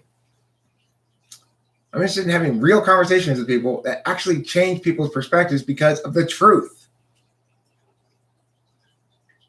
I don't care, El Lobo Feroz. If you listen, you've demonstrated a lot of instances here where you've got a strong hater vibe in you, and you like to angle that hater vibe via FE attacks. Is this one or not? I don't know. I don't give a fuck if it makes me look good or bad. The fact is, my righteous and just indignation at somebody who's not able to or willing to engage in basic, honest discourse is appropriate. So it doesn't matter what you think it makes me look like.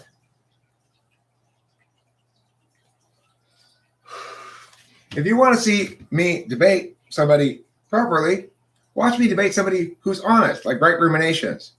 I debate him. We don't get all emotional and yelly because we're both honest. We disagree, but we're honest. So there's no reason to get upset.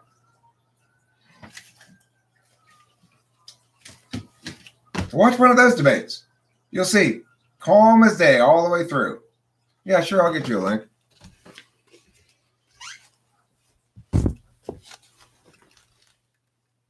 Would you say I won these debates against Right Rumination? I don't know. Maybe, maybe not. It doesn't really matter to me.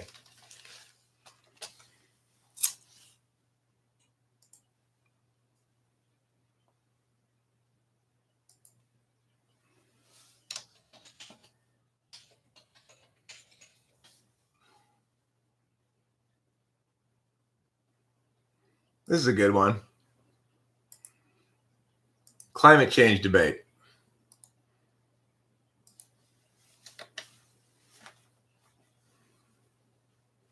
And here's the race debate. Because, well, to put it bluntly, Right Ruminations is a bit of a racist. But that doesn't, I mean, it's like everybody's stupid about some shit. Everybody's got their groupism shit. I don't feel like Right Ruminations racism is any worse than, people go, I hate those Republicans. It's the same fucking thing, Well, I'm not saying you're hating on me right now. I'm saying on occasion you have. Maybe when you're drunk, I get a little bit of a hater vibe from you. That's okay. I get it.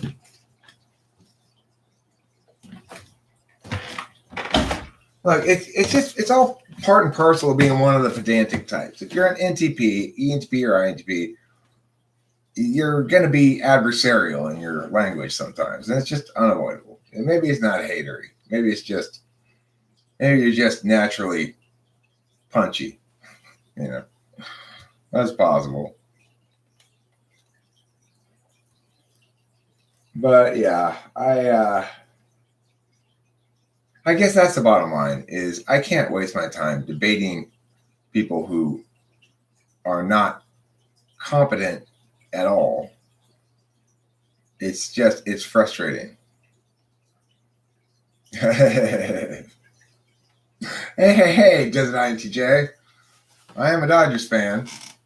I grew up with the Dodgers, very deeply embedded into my life. My mom was a huge Dodgers fan. She always listened to all the games on the radio. She knew a lot about baseball, about the Dodgers anyway, not really about baseball in general, but about the Dodgers. She knew all the players' stats and stuff, and she loved Vin Scully so much. And the Dodger games were always on the radio all summer long, every summer, on the TV later on after that. And yeah, well, at least you're not a Giants fan. I'm a crime against sports. I am both a Dodgers fan and a Giants fan because I lived in San Francisco, or actually in Santa Cruz, but closest team for us was San Francisco. We could get their radio broadcast, and it was during the season when the Giants had this magical season that they nevertheless heartbreakingly, shockingly didn't make the playoffs. They had a brilliant season, just an absolutely brilliant season, and won like 106 games or something. And it was just so magical all season long. And then they lost to the Braves in a one-game playoff at the end of the season. And it was just heartbreaking. I've never been so into a season as I was that season of baseball. There's never been any season of the Dodgers that I've been that into. It was the craziest season of baseball I'd ever borne witness to. It seemed like every game the Giants were coming back from like 3 runs down in the 9th inning and shit. It was crazy. It had to be 1990. It could have been. No, it had to be. It could have been 1989, or it could have been 1990. Somewhere in there. It could have been as late, I guess, as 94. I was still in Santa Cruz. Probably 90. The latest could have been 93, maybe. It was somewhere in there. 89 to 93. One of those years where the Giants didn't quite make the playoffs. And they had just this brilliant, magical season. It must have been 1990. I bet it was 1990. I think I was sober at the time. I wasn't drinking alcohol.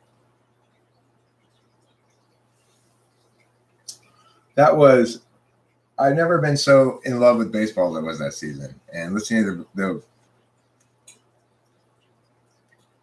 it wasn't 94.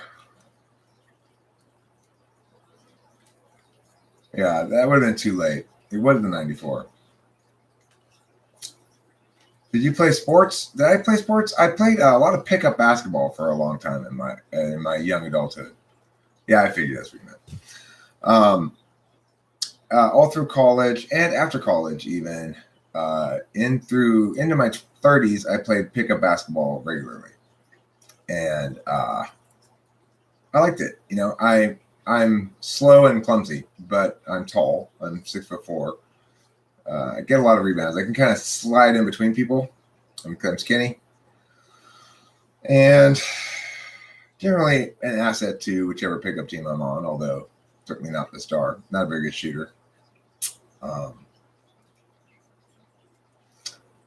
I used to play at a high level place. Like there's this place on Del Mar Boulevard here in Pasadena where it used to be anyway. I'm not sure if it's still this way, but that you get all the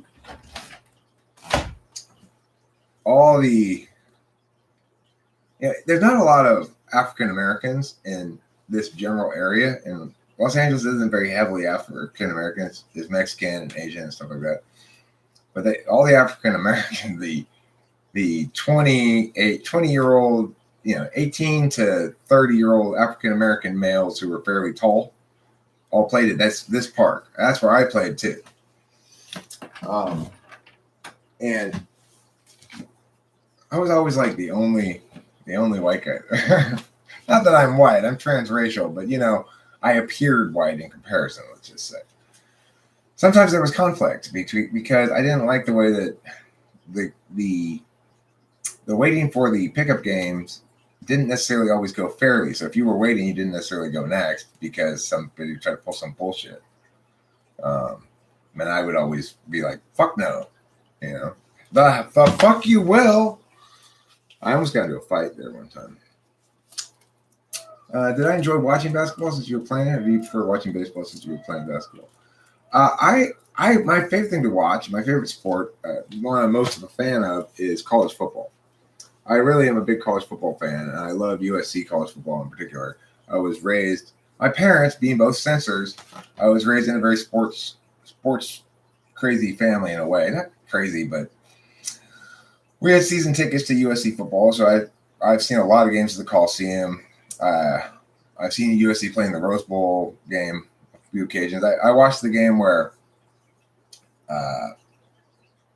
USC beat Northwestern in the Rose Bowl, and I think it was Keyshawn Johnson was the receiver. I remember it was like the opening play of the second half, and we were at the end zone where the ball was going away from us, but you watch Keyshawn. They hiked it the play action pass. Keyshawn's going down the middle. There's two Northwestern safeties converging on him, right? And they've got the angle. And he just sort of kicks it in another gear for a second. And the ball comes right here. And he just goes up, grabs it, splits the defenders, touchdown. And Northwestern played a good game that game, but that was the difference maker ultimately. We ended up keeping the lead from that point forward, I think. So that's an exciting football memory of mine. I also have a very distinct memory. Yes, I will explain that, Andrew Ruth. I also have a very distinct memory of Chris Claiborne making a tackle against Notre Dame in the backfield at a key moment on a cold November night at the Coliseum, and that was right where I was sitting. It was like, we had these season tickets that were on the 5-yard line or something, 10-yard line maybe, somewhere in there, and about halfway up, a little lower, but not great, But it was right there in front of me, and it was just such an amazing tackle. And Chris Claiborne would look like such a beast on that play. I remember thinking, man, now that's a fucking linebacker. Anyway, so yeah, I like football. I like to watch football. I'm a dude, I'm a regular dude. Individual particularism. So, well, like,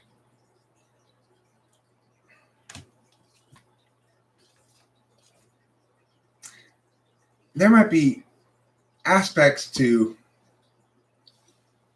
my description of me that link into a universal, such as, well, when Rachel gets concerned about me being famous, if I get really big and famous, then what she's doing there is she's talking about universals.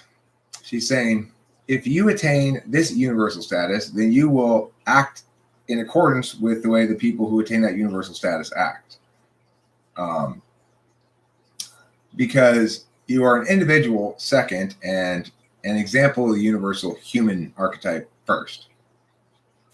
All right, cool. See you later, Little Froze.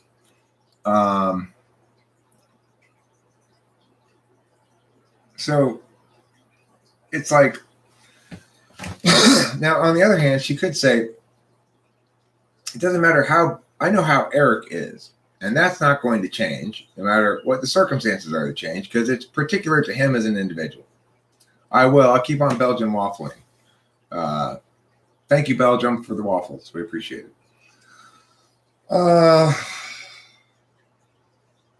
So, if she says, well, Eric's the kind of person who's very egalitarian, he doesn't seem to like that kind of separation that exists between the person who has more visibility or notoriety, or who has more of a public presence, and the person who has less of a public presence. I'm just generally from the ground up opposed to distance there. One of the early mottos of this channel was friends, not fans.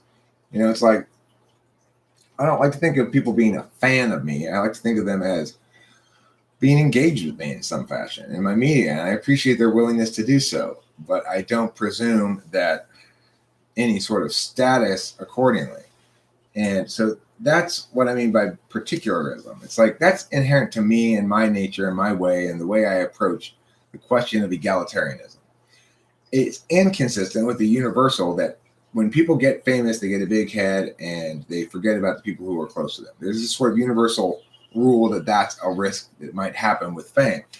Well, that universal rule is true, but it's trumped in this instance by the individual, the particularist. In other words, what is particular to me rather than what is universal? I'm a man. That's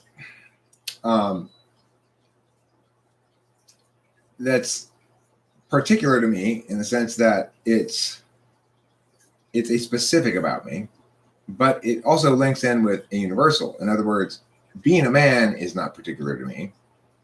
It's something that half the population can lay claim to. It's, in that sense, I'm referring to it as a universal.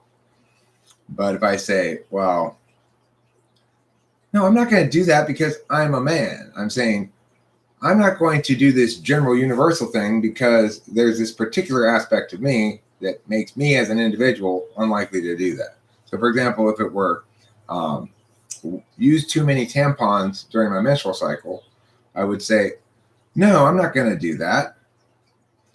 If it were a particularist reason, it would be because I'm not the kind of girl who does that. I really like to be frugal with my tampon usage. But if it was a universal reason for why I'm not going to do that, no, I'm not going to do that. I'm a man. I don't have a menstrual cycle. Then I'm appealing to the universal, right? So that's the difference between particularist and the universal. If the reason you're not going to waste too many tampons is because you're not the kind of girl who does that, that's particularist. If the reason that you're not going to use too many tampons is because you're a man, that's universal.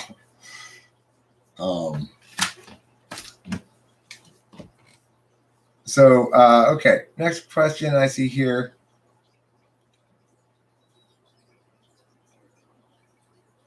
You should wait at the bottom, young man. You've got no respect. I chose to ignore the man's words, swallow my anger, and give him a weird eye. Why does this destroy my whole day with frustration? Why is he telling you to wait? What?